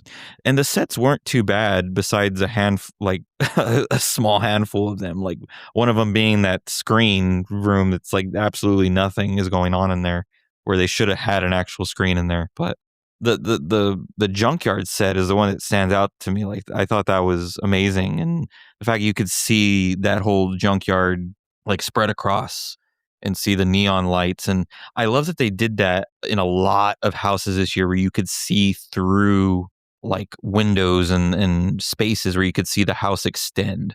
They did that a lot this year, like in the vein of like Blood Moon, like that type of stuff where you could see a bunch of the house. Like they did that in like 6 or 7 houses this year, honestly. It's a cool illusion. So yeah, it just got better and better as the time went on. And I just had to put it at number 7 just because of that reason. They definitely... Yeah, I forgot to mention that screen that they didn't use. They definitely stepped it up. I got a lot of great scares toward the end of the run in that house that I was very surprised with. And it seems like every time I did that house, it got better. I really felt like every time I exited the house, I had like a big smile on my face. Like that was actually good. That house is actually not bad. It definitely improved for me. So yeah, Fallout number 7. It surprised me definitely because I was one of the ones that was kind of against it because to me Fallout isn't a horror property, but they did what they could and the scare actors brought it. Yeah, just too bad for the year of screens, and there's famously a screen in the show that catches fire. You didn't want to use the screen? Okay, all right. Just tossing out there's screens. You got a screen. Okay, you do you. They ran out of screen budget apparently. We at 7, right? Yeah, you're number 7. So you said this is gonna bum me out too, huh? So Jesus, it better not be Terrifier or El Artista. Is it El Artista? Can't be. To preface my number 7. Okay. I recognize anything I say is going to give it away. I'm trying here. Let's see. I recognize it's fan favoritism. I recognize that people were. I'm just going to do it. Pull the plug. Or what do you call it? Pull the trigger. Terrifier, yeah, it's Terrifier. Look, you are hurt. No, there's no way. I'll tell you what. You're lying. I love Terrifier. I love how they're nobody's that skyrocketed. That's like insane. It's like success story of success stories. It traverses genres. I'll say the pointy nose everywhere. The icon of this year and stuff. You start to be like, yes, I see him. And everyone's still losing their minds, and it's like, yes. And I got so much good footage with him and of him and everything. And the house is cool. I love I'm saying everything good here. Yeah. I love the bleach smell. Every interaction inside was great. Yeah, it's just what happened is I got oversaturated. I've been seeing him nonstop over and over in my face, here and there. And it's like, yeah, I get it. And hey, nothing against more success and how they've, this is like big fan of, I know your buddies, you went to the cons and stuff. I'm in shock. This is insane. I got the shirt. This is insane. I mean, you're not alone. I've seen this lower, but a majority is not lower. But I mean, Yeah, it's a shame that I would be oversaturated, but it happened. It's like everywhere, and I don't want to say overkill because he deserves every bit of success. All the guys, all the team, and it's ridiculous that he even made it here this fast. Like of all the properties. Screw Jason Universe at 10. You put Terrifier at 7. I can kind of back you with Jason just because it's the repetitiveness makes sense for you. But man, Terrifier number 7. Oh, you know why? 7 almost looks like a T, kind of. If you think about it, you put the T. If you squish the 7, it's like, hey, there's a T. Take that T That's and not why. Put it in your. You feel terrible now. I can't believe you. Can't believe you. Art's gonna do terrible things to you. Way worse than Jason. You've seen it. I'm something of an artist myself. Oh, wrong art. You're about to be on the other side of art. On top. I'll be the hat. Ew. God. I gotta move on from that. Wow. I don't even follow that up. Yee. Let us know what you think of Terrifier being number 7 on James's list, everybody. I would love to hear your thoughts. And take into account all the flowers I gave. I think I've sucked enough toes. Everyone else can suck a toe of art. I think you sucked a toe. You sucked a pinky toe. It's fine. Whatever. Yeah, everyone's suckling like teats of a pig. My number 6. My number 6. I'm good with the toes. Stop talking about toes and teats. My number 6 is Five Nights at Freddy's. Freddy. Five Nights at Freddy's.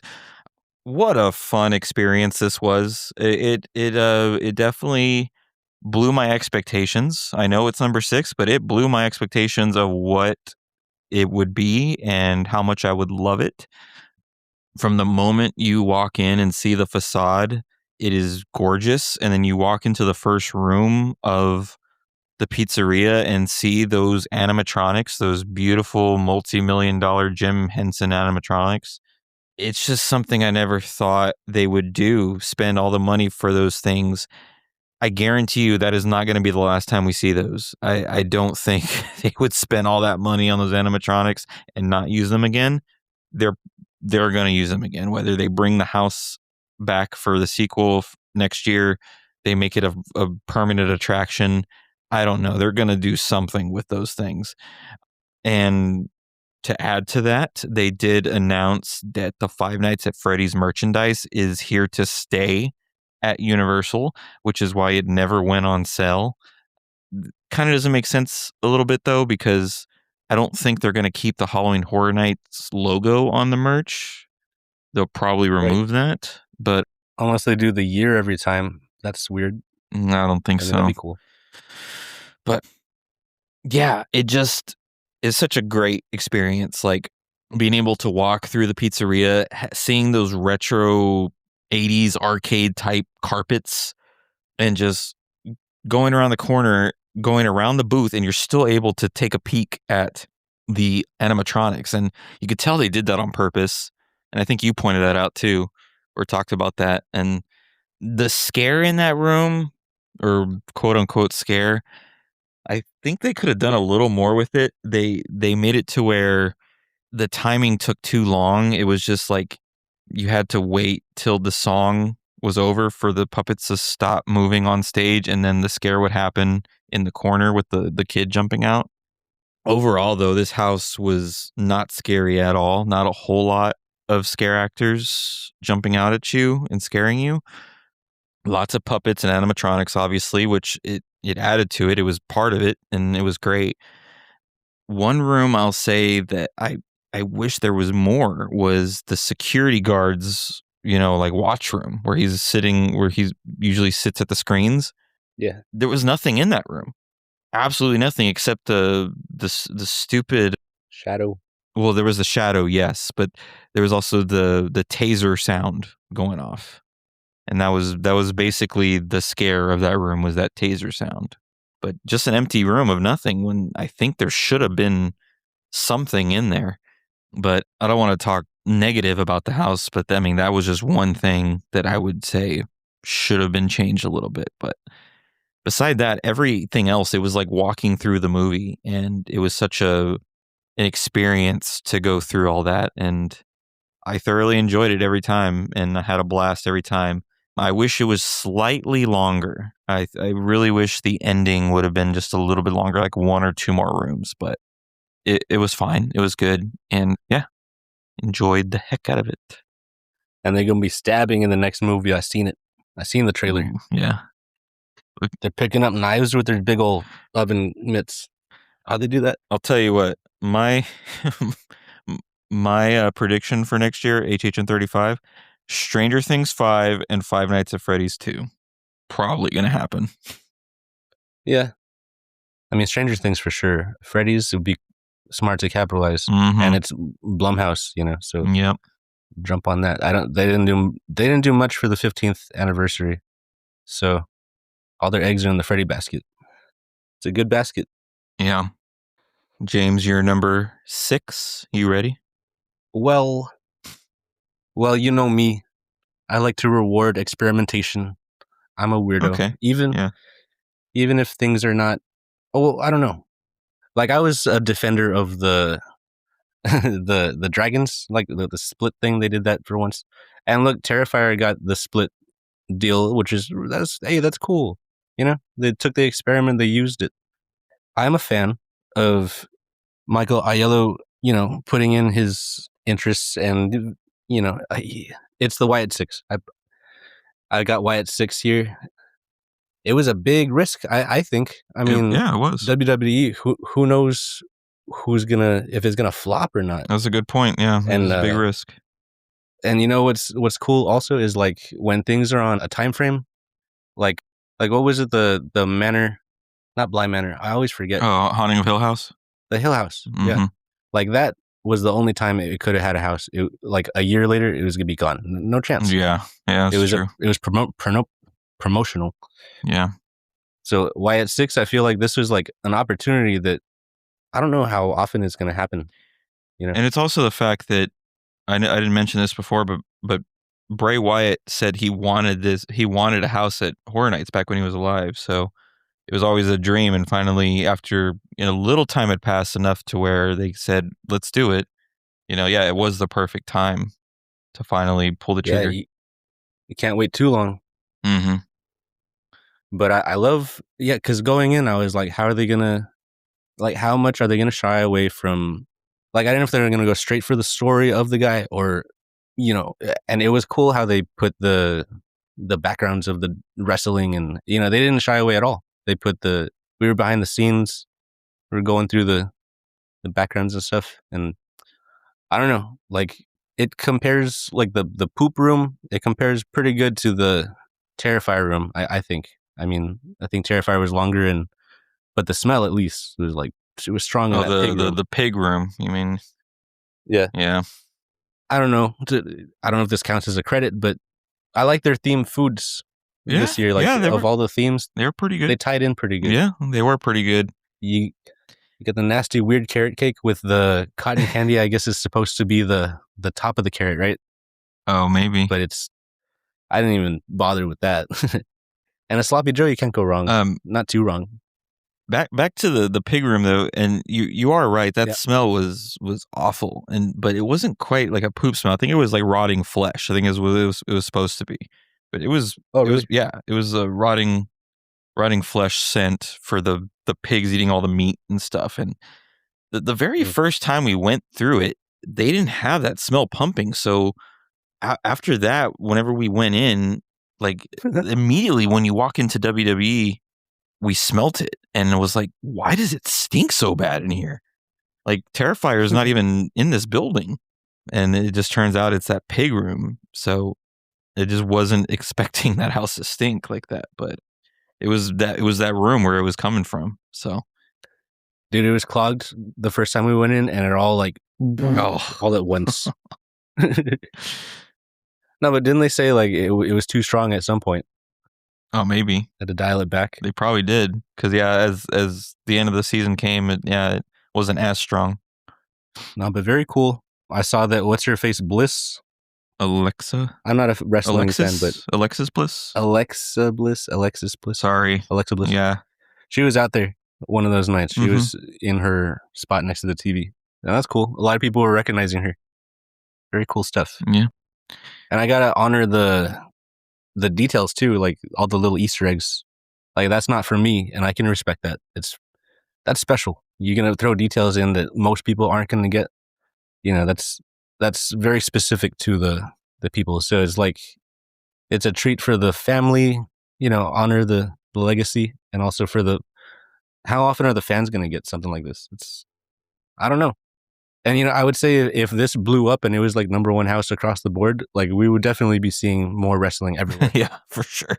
And we might, you know, if it's all over the place and people liked it, you know, this is a good little sampler, I guess, a good gauge on things. I'll say, man, this is way higher than I ever thought you would have this. So Yeah. I'm very surprised. Very surprised. So I legit thought this was your number 10. So But yeah, I hope it's okay. I reward it for all of those reasons and not because, you know, as far as scary houses go, you know, not top of the line, but yeah. it was such a one of a kind situation. I don't know. I want to respect that a lot. All right. Halfway through my number 5. So my number 4 and my number 5 battled it out pretty well. Okay. I couldn't decide which one I wanted to place which, and this is what I decided on. My number 5 is Hatchet and Chains Demon Bounty Hunters. This house was another huge improvement as time went on. When we first went, this was maybe 8-7 spot probably. But it just kept getting better and better as time went on. I kept just liking it more and more and more and more. And it was just such a unique house, and the scare actors were just going hard. I love the Western theme. I love the facade with an actual scare actor outside at the facade. Super cool. But yeah, there was just so many cool effects that they pulled off. And again, there was parts of this house where you could see, you know, the later part of the house through windows and stuff. Like they added that effect to like you mentioned, the bullet holes. One of the first times I got a huge scare was it's one of those scares where they make the elastic panels look like wood. It was part of a coffin, and the scare actor popped through the coffin and just nearly floored me. That's creative. That was one of the best scares I got from this past year. But yeah, that's a great gag. I think they squeezed so much into this house. Like this house felt like it went on for a long time for being in one of those little tents. Like they really maxed out the space so well. The sets were amazing. They were beautiful. Great scares. Just a great time. Great story. I'm trying to think.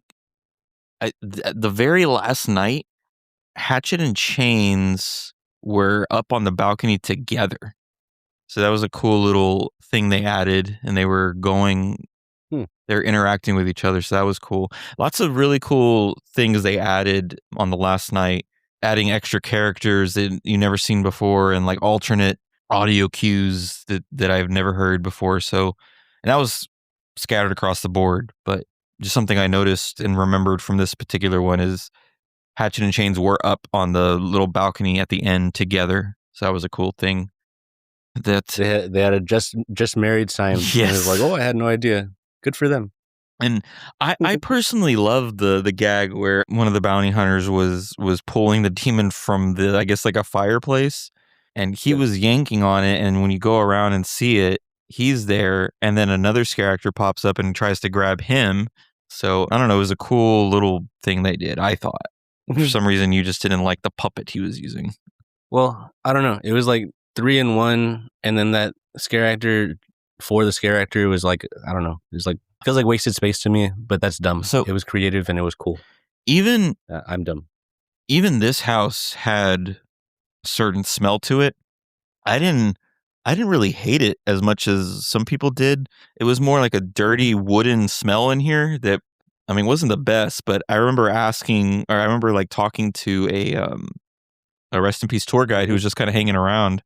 He sent his group into the house, and then he was standing right next to me. So I was like, "Hey, you don't go into the houses with your group?" He's like, "Well, that one kind of stinks a little bit, so sometimes I like to skip it." I was like, "Oh, okay." Out of all the houses that stink, I wouldn't say it was Hatchet and Chains, but I get it. It was like the certain woody, dirty smell in there. So Yeah, to each their own. yeah, Maybe he has maybe that he don't like that smell. I don't know, but yeah, I mean, there was a lot of unique smells this year. I'll say that. Dude, I can't bring up the bleach enough. It was cool. And the Terrifier, like a bleach smell, that's neat. Like I am inhaling bleach right now, safely. Crazy. That's the only reason he put it at number 7, y'all. He just loved the bleach. Yeah, it was gonna be lower, but then bleach. Yeah, so it jumped up. He loves huffing the bleach. Dude, is that a thing? That sounds like just dying. Yeah. Do people huff bleach? Anyway. Oh no, I don't think so. You're doing it right now. That was a lot of praise for the chains. I like it. Yeah, what's weird is I really don't disagree with most of what you said. It's just my little things, my little nitpicks. Put it down. All right. Well, my next one's Freddy's. Okay. Because authenticity wise, like you're walking right into it. They looked realer than the movie. You watch the movie, they look like CG. That is true. Obviously, they are literally real. They're in your face. They're physical things, duh. But you know what I'm saying. Hey, you know what I'm curious though? When you first round the stage, did that button do anything? Did the party time red button? It would have been like the Chuck E. Cheese ticket button that like blows up the tickets on the bottom, and you're like dancing around in a window full of tickets. Look like that, but I have no idea if that button did something. So leave it in the comments, people, if you were bad and press a button you weren't supposed to. I'm curious. Yes, they hit the jackpot getting Freddy's. I don't know. I think there was like a delay because they had this the standees photo op last year or the year before or something. Freddy's has been floating around. It's been circling, and here it is. Yeah, the Jim Henson animatronics. I don't know where I got the idea it was going to be puppets. I guess just because Jim Henson. But animatronics, like they pulled it off, and they exist now. You got to recycle, as everyone's saying. Freddy's 2 is coming. Yeah, and they're keeping the merch. Yeah, it'll be here next year, I think.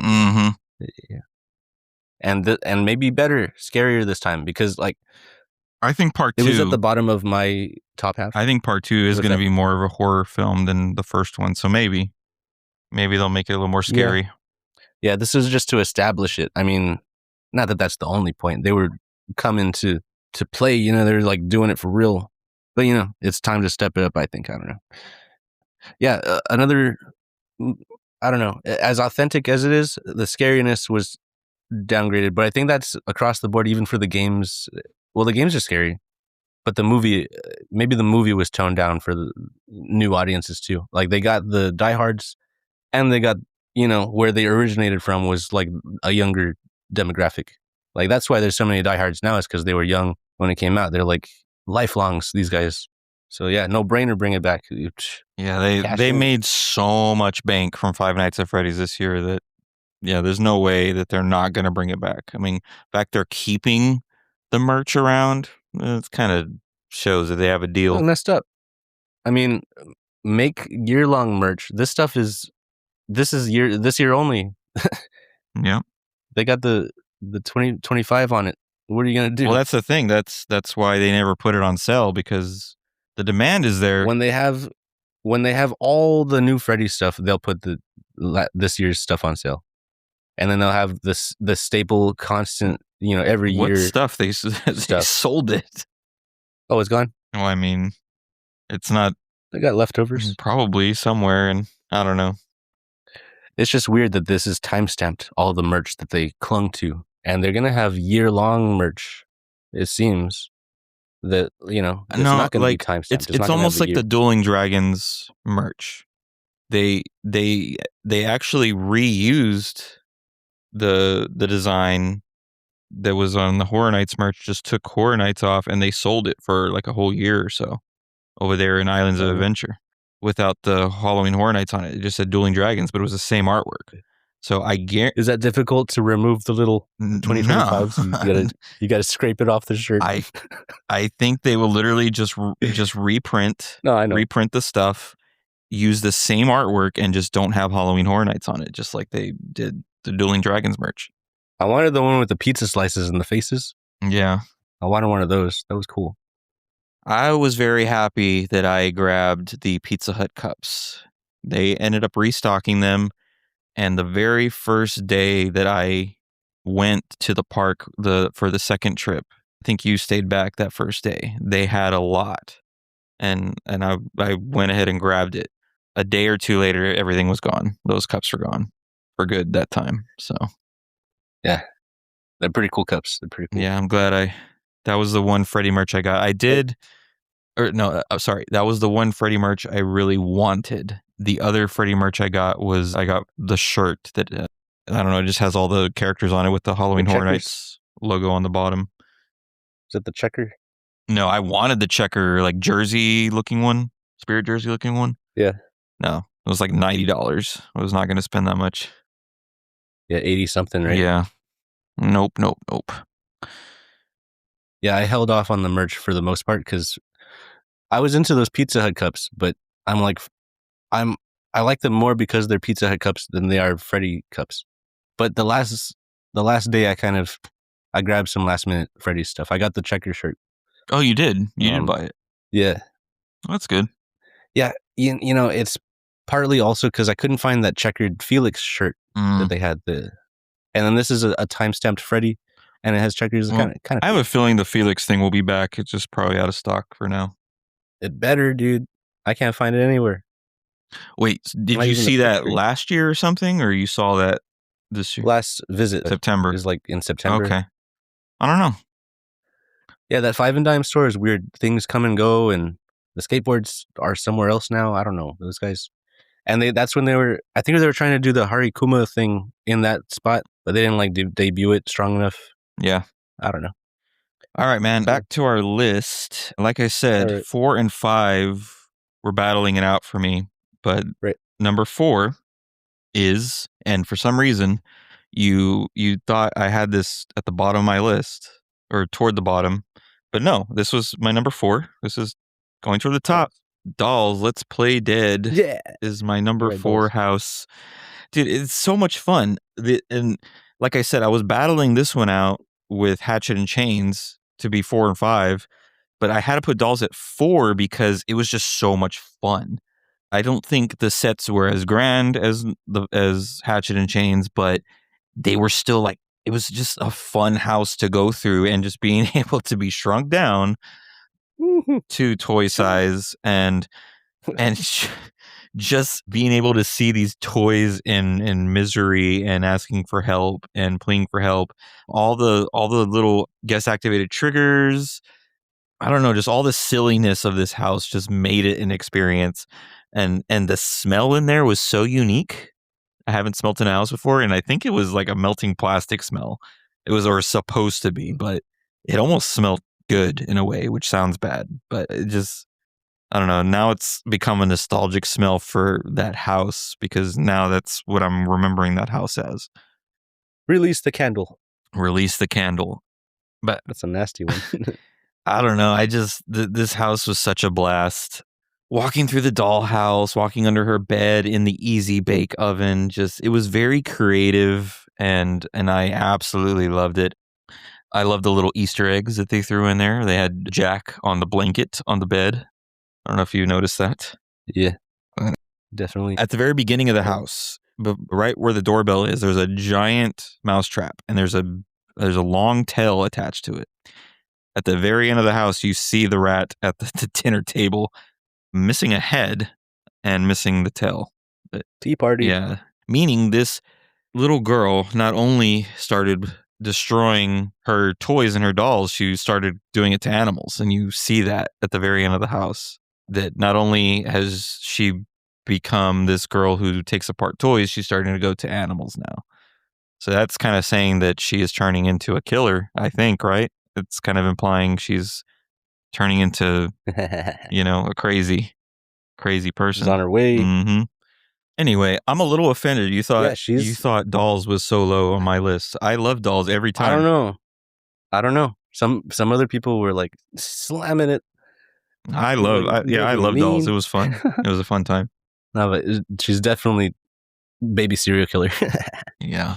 Or at least, yeah, killer for sure. I'm At the gonna end, she was hurt like, you. I'm gonna hurt Yeah. you. I'm gonna hurt and then she was you. thinking about it. You know what I'll do? I think. And then she came up to with it. I'll kill you. That's what I'll do. Yeah.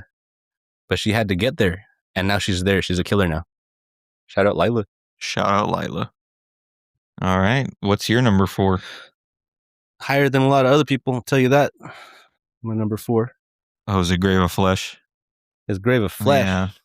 It was almost in my top 3, and I put something else past. I figured this would be pretty high for you just because of how, your general reaction to it the first time. So, yeah, it doesn't surprise me. Yeah, it hit a certain frequency, you know what I'm saying? Like, I mean, it's a grave, so, I mean, mourning could be involved, some mourning-ish stuff. But, yeah, the afterlife, are we supposed to understand what's going on? Like, it was definitely confusing, but I think that's, I don't know. Hey, what if they nailed the afterlife that everyone else, that's really what happens when you die. And they nailed it. That would be terrifying. You become building material or something for the people. They take your bones. They make you the wall. I don't know what's happening in there, but yeah, people are morphing into the walls. There's weird demon alien lights. Who knows? Do we need to know? But yeah, the biggest thing going in there was like, there's no hope, as opposed to the other houses. It's like escape. There's no escape. This is it. You're moving in. I don't know. It hit me weird, kind of like in a like under the gut, like under the little ribs. That's where I was feeling it going through. It was like I said, I feel icky. It was a yucky house. That one. It was. It was devoid of hope, I'll say. Very confusing, but yeah, if you're dead, like you're gonna be confused. I think you wouldn't. That's kind of a given. Yeah, Grave of Flesh. I was avoiding the intestines. Because I'm thinking of everyone who's not here no more, and it was freaking me out. Oh, so they don't have those no more. Their little guts are dust. And your brain was completely going a different place than mine was when I was walking through there. I was trying not to touch those real. And there I was guts. like messing with the intestines as I walked through. Yeah, throwing them at me sometimes. Yes. Or was that just the ball pit thing in the Freddy's? Oh yeah, I don't know. Yeah, I would throw that at you. Different things. But I was doing the Matrix with the intestines, Yeah, weird headspace on that one. Yeah. But I want to credit it for that. Yeah, I know Grave of Flesh was special for you. It was going to be my number 3, I thought, but then, I'm not shifting anymore. I guess it's my 4, Grave of Flesh. Because as far as pretty houses, it wasn't the prettiest, but the theme was dark. So. Oh, I just realized one you haven't said. Interesting. Okay. Oh, and something you made me think was the anti-gravity was neat. Kind of MC Escher style. Oh yeah. Yeah, the glimpse of the stairwell. It's like I thought we were dead. I thought we were in the afterlife. What are we? Are we a ghost now or something? We're like visiting briefly. I think it's representing purgatory. That's like some weird. Those stairs were cool too. I like the stairs. I was trying to follow them, and then we're under it, and now it's sideways, and there's blood up there. Weird. Yeah. Like, it was cool. You couldn't make sense of the stairs, but you're still going through them and stuff. I don't know. It's very, very neat. Grave of Flesh. Rest in peace, my cousin and my uncle and my grandpa. A lot of people. A lot of dead guys. I went dark quick. Okay. Yeah. Why? It's Grave of Flesh. Like. All right. Not a fun house. It is time for the real juicy ones. The top 3. My number 3 house. Let's go. What we got? Is one that you had particularly low. All the way low, I should say. Jason Universe is my number 3 house. Look, man, I get it that it was repetitive to you, but man, that house was so intense and like so good. And yeah, I'm a huge fan of Jason, but at the same time, going in, I was skeptical because of the Fast and the Furious location and, you know, having that repetitiveness. But I don't know what it was about this house that made it so much fun. Just, I know it was Jason after Jason after Jason, which doesn't make sense, but I guess it's just the tall, big dudes just coming after you and just getting right into your face, and you don't know what little corner they're going to come out of because one room has like 5 boo holes and you don't know which one they're going to come out of. I don't know if that's what it was, but the end hallway where they just come at you over and over again, and a lot of times like it's just full of fog where you can't see anything. It just it was just intense, and it had no reason to be that good, but for me it was amazing. It was way better than I ever expected it to be. Best house at the Fast and the Furious location by far, in my opinion. But I loved it so much. Every time I walked out of that house, I had a huge smile and I was laughing most of the time because of how crazy they were going and how many people in front of me or behind me were screaming their heads off. It was just a jump scare house. That's all it was. And how they executed it is what made it good.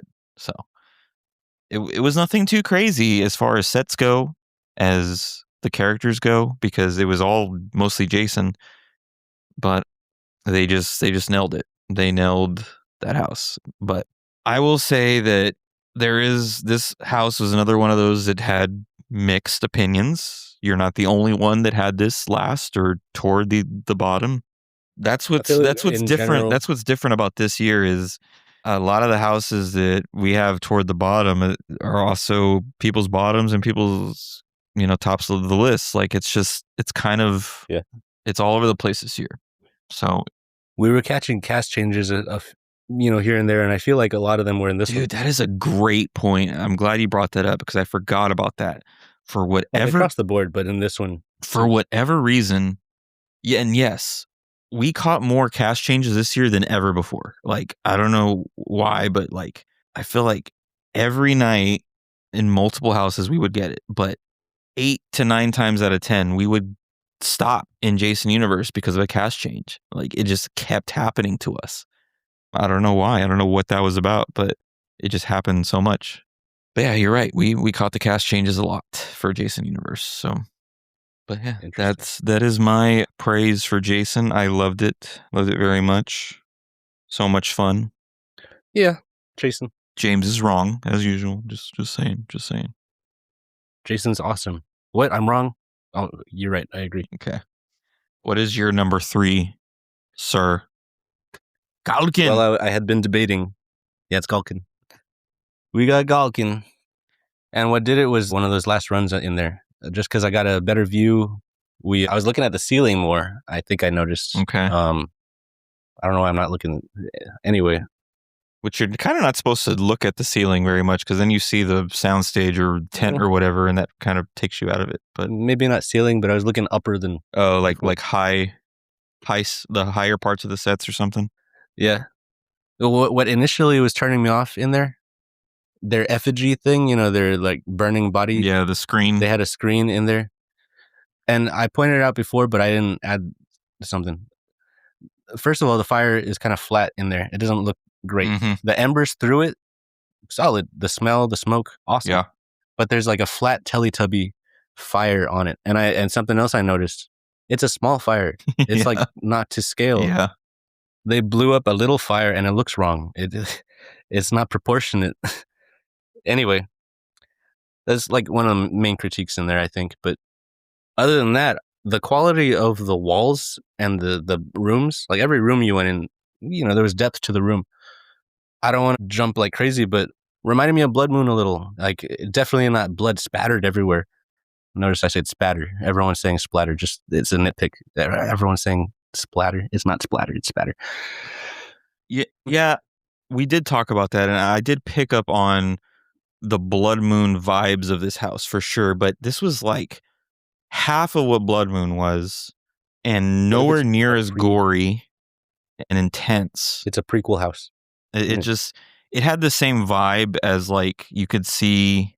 Do you think they reused any of the walls and sets? Oh, I don't know about that, but I just know that you could see different parts of the house from other places, just like Blood Moon, and also the flame part. You know, that reminded me a lot of Blood Moon with like the sacrifice stuff. But besides that, Yeah, same thing with the effigy too, right? There was probably that same model just covered in limbs. It could have been, yeah, maybe. But I'm very surprised this is so high for you because this is my dead last for this year. But I said, all the houses are great, and I love them. So even love this house. What's another sick detail is the ripping leather. It's like they just did that to the backs of these humans. It's like this is ripping flesh is like one of the most quotable quotes is in this house. They killed Mama and Papa. And that actress, I know it was different actresses, but they were committed to the line. Like, I can't remember exactly. Oh, I think it was just Lucy. She was phoning it in a few times, because what else can you do? Oh, gosh. But nah, she was committing that little girl with her mama and papa in that room. She was. And they tore them apart. Oh, buddy. Yes, they did. What do you call that? The eagle? That's a torture thing where they take the lungs out and they still work. Ugh. Yeah. I think it's Morning Angel or something like that. Anyway, yeah, Galkin was pretty sick. It had scenes. This is something I pointed out after the thing. I was telling you, because normally you zoom through a house, and you're like the people behind you are zooming you and ahead of you. I don't know what happened, but we were slowed and we were like spending time in each room, each scene, and it was great. I don't know what happened. Like, the scares were not particularly better, but I got a better view and experience in one of those runs. And I don't know, it was pretty sick. It stood out. I guess another nitpick is that giant monster. We didn't go through its mouth. We went through its chest, but whatever. That's true. We went with the belly of the beast. Yeah. The effect is the same. We went into it. We're getting eaten. Sure. Yeah, I would have never have guessed this house was number 3 for you. Like, you never really talked about it very much, or I didn't see much excitement or praise during the runs or after the runs. So this definitely surprises me that this was so high. Still annoyed by that fire, but I think I remember the very last time you went through it, which was the second to last night. I remember you saying that was a good one. I remember you commenting that you enjoyed that run. And I was like, that was cool, or that was great. Something. Yeah. Yeah, I just got to drink in the details on that one a little better. Like, I was noticing in the walls, it was like carved wood and with squares. There's like detail. And, the detail feeling like you're in the room, in the space. It's like it made the gore realer. It's kind of cool. Big monster, not so real, but still kind of cool to see big old arms and the head. It's like Jim Henson, who? Look at this. Yeah, that was pretty wild. Freddy's. Very cool. All right, my number 2, El Artista, a Spanish haunting. Me too. Hey, Me too. That's the only one we've matched at. So yeah, it was such an amazing tie-in to the whole event. The sets of this house were so incredible. The facade looked like an actual old manor. I wanted to camp out in front of it, set up a tent and just sleep outside, sleep on the porch, whatever, chill on the porch. But going through this house, man, so many rooms were just incredible. I think the most incredible room out of everything was the courtyard in the middle of the house. I couldn't believe they built that. They built it outdoors. Yeah. And there was like a whole flowing fountain in the middle of it, and just multi stories with the flying gargoyle. Good variety of monsters. Yeah. And the flying gargoyle from the other room, from the greenhouse, also came into that room from up above. Is that the same gargoyle as the Origins Horror gargoyle, you think? Or no? I mean, probably same character, yeah, because it all connects. Oh, cool. But they had so many cool effects, like every cool ghost effect that has ever been in a haunted house, or every scare effect, they put it in here. Like, they used everything they had. As soon as you walk in, first of all, you get the stilt walker scare, which is usually at the end. They get you right off the bat, which I'm very disappointed you never got scared by that one. Because you always expected them to be at the end for this year, so they put this one at the very beginning, but it never got you. Like, that was supposed to be the surprise. Yeah, that's usually my weakness is the stilt walkers. But no, that one, I don't think that one ever got you.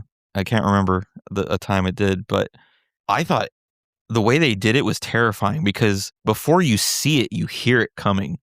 Like, their trigger is the big, giant, bassy footsteps are coming, and then you see it after like 3 or 4 of the footsteps. So the anticipation of this towering thing is about to come at you was kind of terrifying. So I love that touch that they did. Right after that, you see the staircase with the mannequin at the top of the stairs, and they had that effect where it disappears, just like Trick or Treat. They had that years ago, but that was a throw off because in the corner, right to the side of it, you see a scare actor, but that's also a trick because that's a mirror and they come from the opposite side of that. So it's like a double trick right there. So they're trying to make you look up at the staircase so the scare actor to your right can get you. But even if you notice that scare actor to your right, it's still a trick because it's a mirror effect. So still worked fantastic. But just stuff like that, just those crazy like Pepper's ghost effects were going on in there and just lots of hidden ghosts, or the ghosts were kind of, you didn't know what was going to pop out at you. Like when you enter the courtyard, there's the one that's kind of hidden in the vines. That got me the first time we went in there. They had the fake statues where one's real, one isn't. There was one at the end of the courtyard that I thought for a long time was an actual scare actor, but I never saw it like actually jump at people. And then after a while, I'm like, that is just an animatronic because it does move its head just a little bit. But it was, and I believe they had a trigger right next to it, but it was to throw people off, I think. Huh.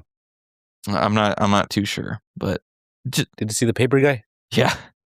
Stack of papers all yeah. blowing in the wind, but he's a guy. That's another cool room is where toward the end where, Sergio's like losing his mind. There's the whole room with the papers are all over the walls, and that scare actor pops out. And then there's another one that's like glowing blue.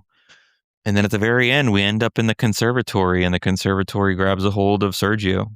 And it's not a good ending for Sergio, unfortunately. I want to know how much of that is, creatures, demons, ghosts, and how much is his mind just gone? Well, I think the story is, or if it's a little the conservatory, the house and the conservatory is the one that's driving him mad. But yeah, at what point is what he's seeing his madness? I don't know if that's what we're seeing. Right? I think we're seeing him going mad. I don't think we're seeing his madness. I don't know. Hard to say, blurred lines. Mm-hmm. But that's my take. It was a beautiful house. I think it might be the most beautiful sets they've ever done. I think it is. Yeah, as far as cohesion in the years, this is a big one. This is like very put together, and this is the pinnacle. Even people that, I don't know, I think are not as diehard, they were like respecting the Artista as like the ultimate house of this year. People were like saving it for last and honoring it. And for good reason. I mean, it was... and I saw it. It was incredible. So, Oddfellow cohesion versus Sergio cohesion. Well, you got stained glass and vines. You got the whole greenhouse vibe in the pavilion, or what'd you say? The courtyard? Conservatory, or the courtyard. Yeah. I mean, I don't know. I'm going to give it still to Oddfellow. Okay. Just because it's easy to call it a day with repeating theme. I mean, I'm not calling them lazy, but it's a no-brainer if you want to. But it wasn't just the vines, though. It wasn't just the vines and the windows. It was like Masquerade was the actual ballroom of the manor. Yeah, it was all tied together except for the toxic. Yeah. I don't know. I'm going to give credit to the Oddfellow because he came out of nowhere and he did really well. And this one, their goal was to correct. Well, I don't know, but making it cohesive with, a recurring theme is like smart. I'm not punishing for them for that, but it's just like, make it match, it'll match. So But they did good. Yeah, Artista, solid. I'm still kind of bummed he was not an icon. Like, if you're gonna go through all that and he's not an icon, and now they're putting him up against Oddfellow, you better promote him to icon. Is all I'm saying. Yeah. Like, dude, Phenomenal house that I'm really sad is not going to exist anymore. Like, it's being torn down right now. If it's not already torn down, I'm sure it is already. Oh, it's so it sad. was great. Well, it is time for my number one, and everybody's been keeping tabs, I'm sure. My number one, Oh, yeah, I know. the freaking no-brainer. It is Terrifier, the number one house for me. Like, how does not make just your top All time. your top three or even five? It was your seven. Hey, all time or what? Well, I was gonna save that for No way. for a sec, but if you really want me to go into it, I think that is the best house they've ever made. That is the Wow. best house they've ever done. Is Terrifier. Hands down, number one. Hands down, number one. That is the most fun, best house they have you go. ever accomplished. Like, oh my god, that was everything. Like, it was so much fun. The amount of fun it was to go through it every single night and interact with the arts. Just see all the gore and the silliness and the smells and the blood, the dropping, and just the repeatability of that house. It was so great. It was fun every single time. You know, you walk through the clown cafe room, you could not help but dance and have a good time in there. Like, it was absolutely the best experience at Horror Nights. And I want to mention something, that this is what I was talking about earlier that I needed to remember earlier. David Howard Thornton was at Horror Nights the final night of the event. And I was in line at Gringotts. This is a little off topic real quick, but I was in line at Gringotts. I was literally about to get on the ride. I was by myself. They put me in front of the gate. They were like, go to gate 2 or whatever. And I'm there and I'm supposed to be next. And then the employee comes and tells me, hey, you guys are going to be on the next train. Like you're going to skip this one basically. And I didn't think anything of it. And all of a sudden I see David Howard Thornton and Amelia Kincaid, who plays the little pale girl, come from the other side and be escorted onto the ride, like literally right in front of me. I'm like, whoa, what the heck? I didn't realize, I didn't know he was here. And it just took me by surprise. I waved at him and he waved back, and well, yeah, super right in front of you. Next car. Yeah. And when I got off my car, they were actually exiting at the same time I was exiting too. So, but they had so much security with them that I couldn't even try to say hi, because they had a lot of people around them. I'm sure they see a ton of people. But yeah, looking at Twitter, it had blown up that he was there, and people had gotten videos of him at Club Horror interacting with art and stuff like that. Now, this is what I'm trying to get to. Later on, once Horror Nights was over, after the last night, I went to Twitter and I saw that people were talking about how there was a rumor that he was going to dress up as Art and be at the front of the house. And I cannot confirm that this was him. But on my last run, it was at 1 a.m., around 1 a.m., if anybody can confirm this, there was an Art the Clown interacting with people at the front of the freaking house. I didn't see anybody confirm that he actually did it. I saw rumors, like rumor posts that happened hours before. So I don't know if it ever actually happened, but when I went through that house on the last night at around 1 a.m., there was an Art in there interacting with people. And I thought it was, I just figured it was one of the scare actors, which it could have been. But in my head, I'm like, did I interact with David Howard Thornton? Because when I walked through, I cheered for him. I gave him the heart. I was like, this is the best house. And I also cheered because at that time it was announced that Terrifier was the house of the year. It won the award for house of the year. So I was like, yeah, house of the year. And then he did the whole cheering and made the smiley face or the grinning face. And now that I think back to it, I'm like, was that David? Like, I have no idea if it was. So if anybody has confirmation if he actually did it, or if that was just a last night extra thing that a scare actor was at the facade of the house interacting with guests. I don't know. But I saw... Hey, they're the king of rumors out here. So maybe they were hyping up the last actor. Maybe, I don't know. But how would you know which one? There's like multiple arts they were talking about him being at the front. So okay. I guess I'll never know unless somebody can confirm. But I personally saw an Art the Clown at the front of the facade that night. That may or may not have been him. Yeah. All right. Just to reiterate, this house is just so much fun. I'm going to miss the heck out of it. I had an absolute blast every single night. Just the arts were having so much fun. It looked like, I don't know. It was just the most perfect house, and every part of all 3 movies that needed to be included was included. It was a super, super long house. Very, very long. It went on forever, and I never wanted it to end. I wanted it to be even longer. I did the wet path every night except one time, just because I wanted to try the dry one. And it wasn't a Terrifier house experience without doing the wet path. It just wasn't. I just had to do it. It just added to it, and I loved it. But the smells in there, the bleach smell, I actually didn't notice it until a few times in when you pointed it out. I was like, oh, that is a bleach smell. And then that's whenever you see the bed scene where he pours the bleach and the salt and all that. And yeah, it took me a few times too, and then I was like, new smell just dropped. Mhm. That's cool. Then the bathroom, man. Oh God, the bathroom. Although it wasn't pleasant, it always added to the experience. It still is so crazy to actually experience a stinky, poopy bathroom with literally shit everywhere. As soon as you walk in, a hand goes through a face no, what is it? I think it's supposed to be poop that goes on you. So I forgot how it splashes on you, but every time it would get me, and I was like, ah. And then they do that. Well, I think on the first toilet was the rat glass tube neck lady. Oh, yes. Yeah. So I don't know if she like coughed out something from the tube. Maybe. I don't know. But there was that mirror effect that they used in Puppet Theater back at HHN30 where it's supposed to look like a mirror, but there's a whole set on the opposite side that's mirrored that makes it look like you're looking at a mirror. And I didn't even notice that until many runs later.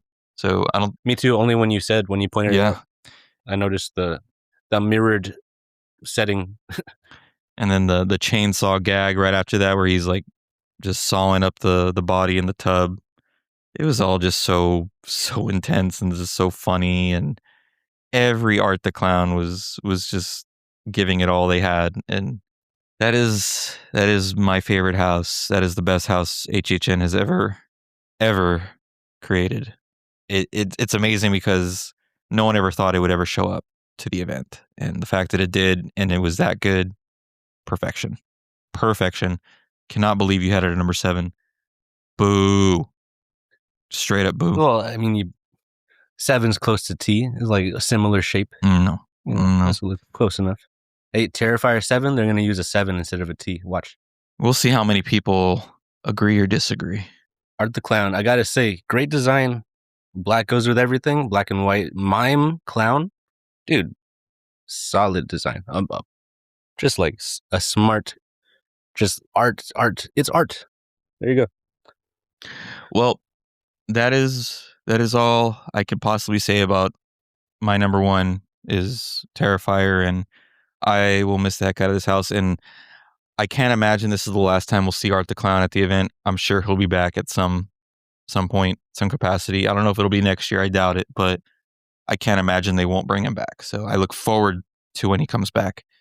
Yeah, dude, you got to capitalize when things are hot and moving. Mm-hmm. Like he is. Terrifier 4 is going to be released next year, and it's supposedly going to be the last one, but I doubt it.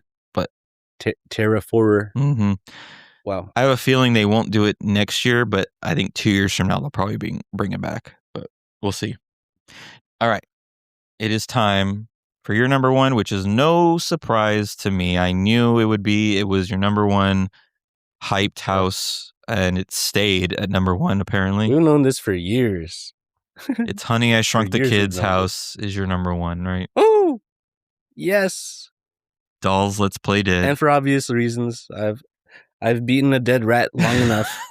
Oh, It's a great house. I was clicking the interactives as much as I could, the doorbell and stuff, and then I was questioning myself, is that gross? I'm touching everything, but then I'm like, look at the whole theme park that we're touching everything. Mhm. Like a doorbell is not gonna.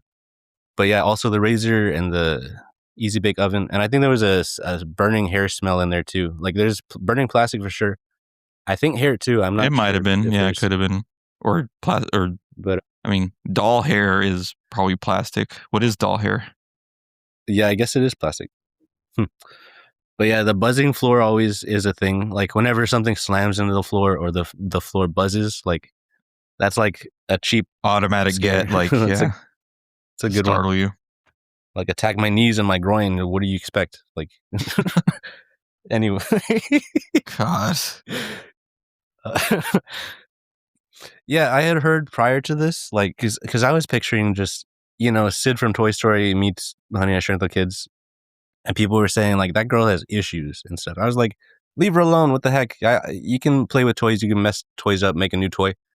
But no, it was the rat detail, I think. It's like, now you're playing with dead things. That's a step up. And she's on her way. She like I said, I already said this before, but, at the end, she's like, I'll kill you. That's what I'll do. And she's like, she's onto the track. Like, I don't know. Maybe we'll get a sequel house and she's like a full serial killer. Like, that would be neat.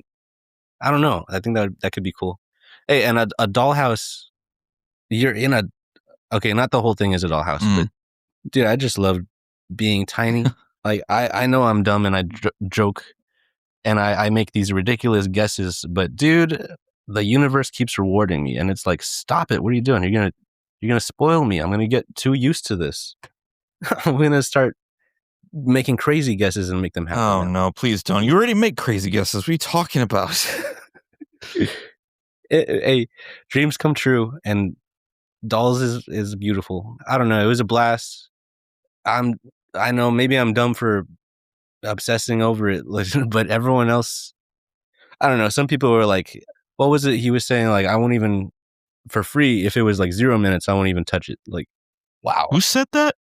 Robert, Rachel's. Oh, yeah. He was hurting me with that. Oh no, I love dolls, and I've been looking forward to it before it even existed. Yeah, that was pretty mean. He was saying he would not go into it again.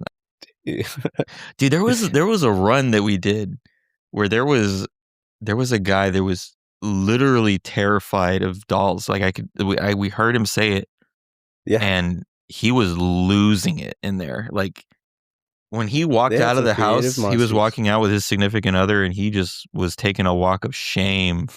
But he was ashamed of himself. But he was crumbling in there just from the toys, man. Which one do you think you hated the most? Because I think it was the lopsided toddler looking one, like the big weird face. Hated the most? Like I didn't like it. Like it could have been better, or like hated as in that's gross. No, which character? Which yeah, as in like I don't know. Which one was like the one you wanted furthest away from me? Oh, me, it was that toddler thing, or I think the thing. I think the thing under the bed with the 3 heads and all the arms, maybe. Yeah, that was horrible. Yeah, that too. Yeah. Screaming all at the same time. Like, stop. Wow.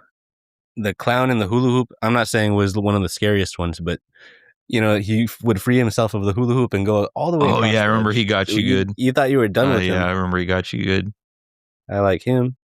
The ugly one there was this large dude, and he had like a bug-eyed doll head. Yeah. Like a tiny head. I didn't like the tiny head on the giant guy. It was a great house, and that's why I had it at number 4. One main detail I want to just add, like one of the first dolls in there is like, it hurts. Like they've never experienced this before, and it hurts. That's sick. That's sickening. I love it. That's one of the best details. They're confused and in pain and scared. It's like they've never been alive before, and now all they know is fear. I mean, dude, the one scene where he like reaches in and like screams for help, and then he gets pulled back by the electricity. Oh, Yeah. that was intense too. That's a cool It was scene, the too. It's, fork, like, the spacious. fork electricity thing. Yeah. I want to give her some leeway because that rat was in a trap, so she was probably playing with dead things. I don't think she killed it, but still, there's nasty. Well, the trap she's on her way the to. trap only kept the tail. So I think Oh, no, I he think was she alive. yanked the rat from the tail She finished him. and then tore him apart. Yeah, he could have been a straggler. He was still hanging on. Yeah. Tormented that thing. Mm-hmm. I love that house so much. It was great. I don't agree with it being number 1, but it was a great house.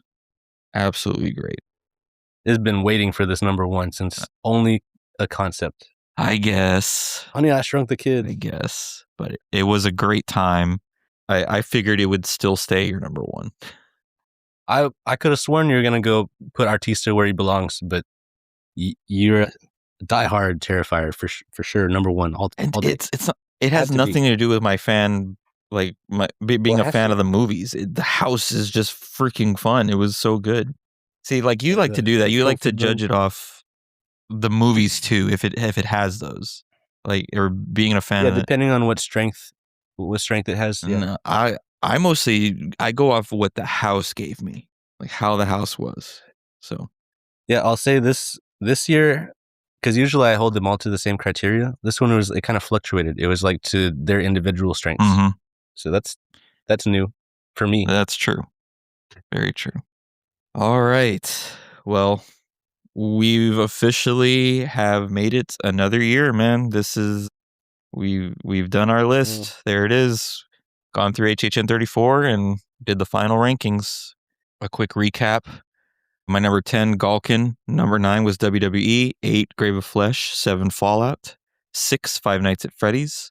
5, Hatchet and Chains. 4 was Dolls. 3, Jason Universe. 2, El Artista.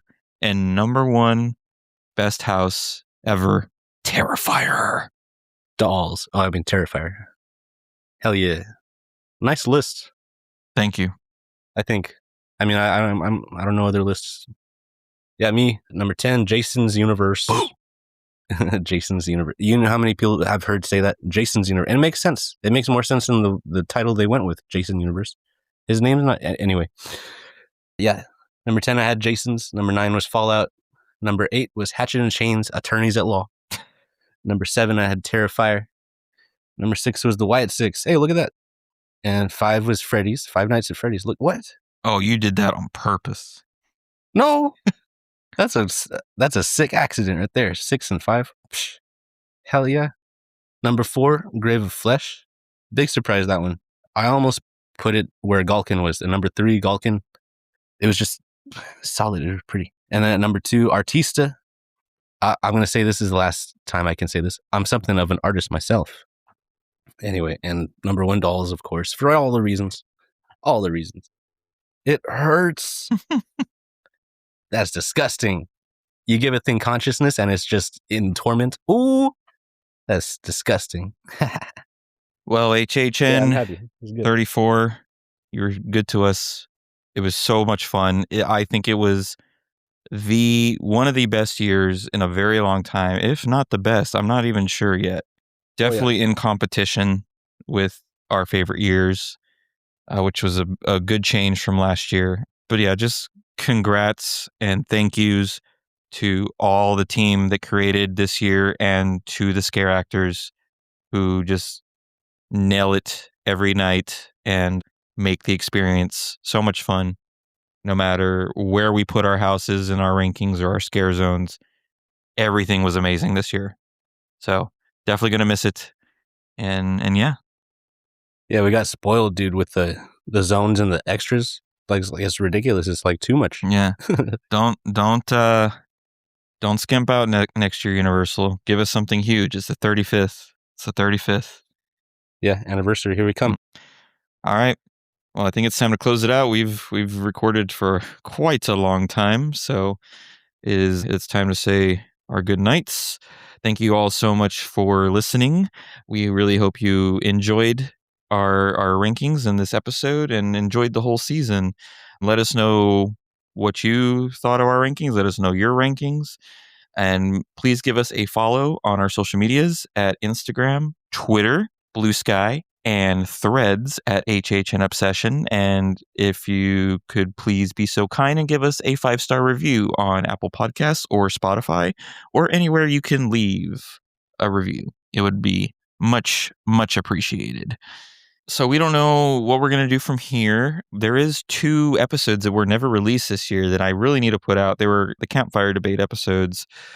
I just need to try to find a way to put those out soon. And then, yeah, we're going to get into next year, but we might be doing a little less during the speculation season just because of I have a lot less time now than I did before with just new stuff going on. So I'm not sure if we're going to be able to do as much, but we will try our best. Secret stuff. And y'all be excellent to each other as always, and yourself. We'll see y'all soon. We'll fog up them windows. What? Okay. Time to sleep, James.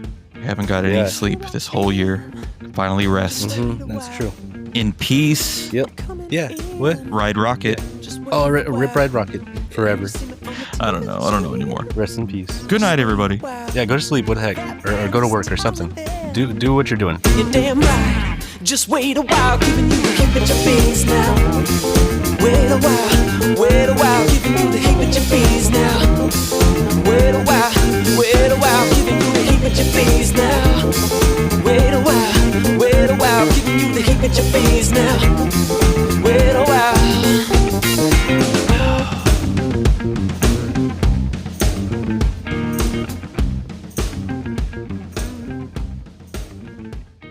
Hey everyone, just wanted to give a quick shout out to my good friend Zach Weber, who provided our intro and outro song, Heebie Jeebies. You can listen to the full version of Heebie Jeebies on iTunes, Spotify, Pandora, or anywhere where you listen to your favorite music. Thanks for listening.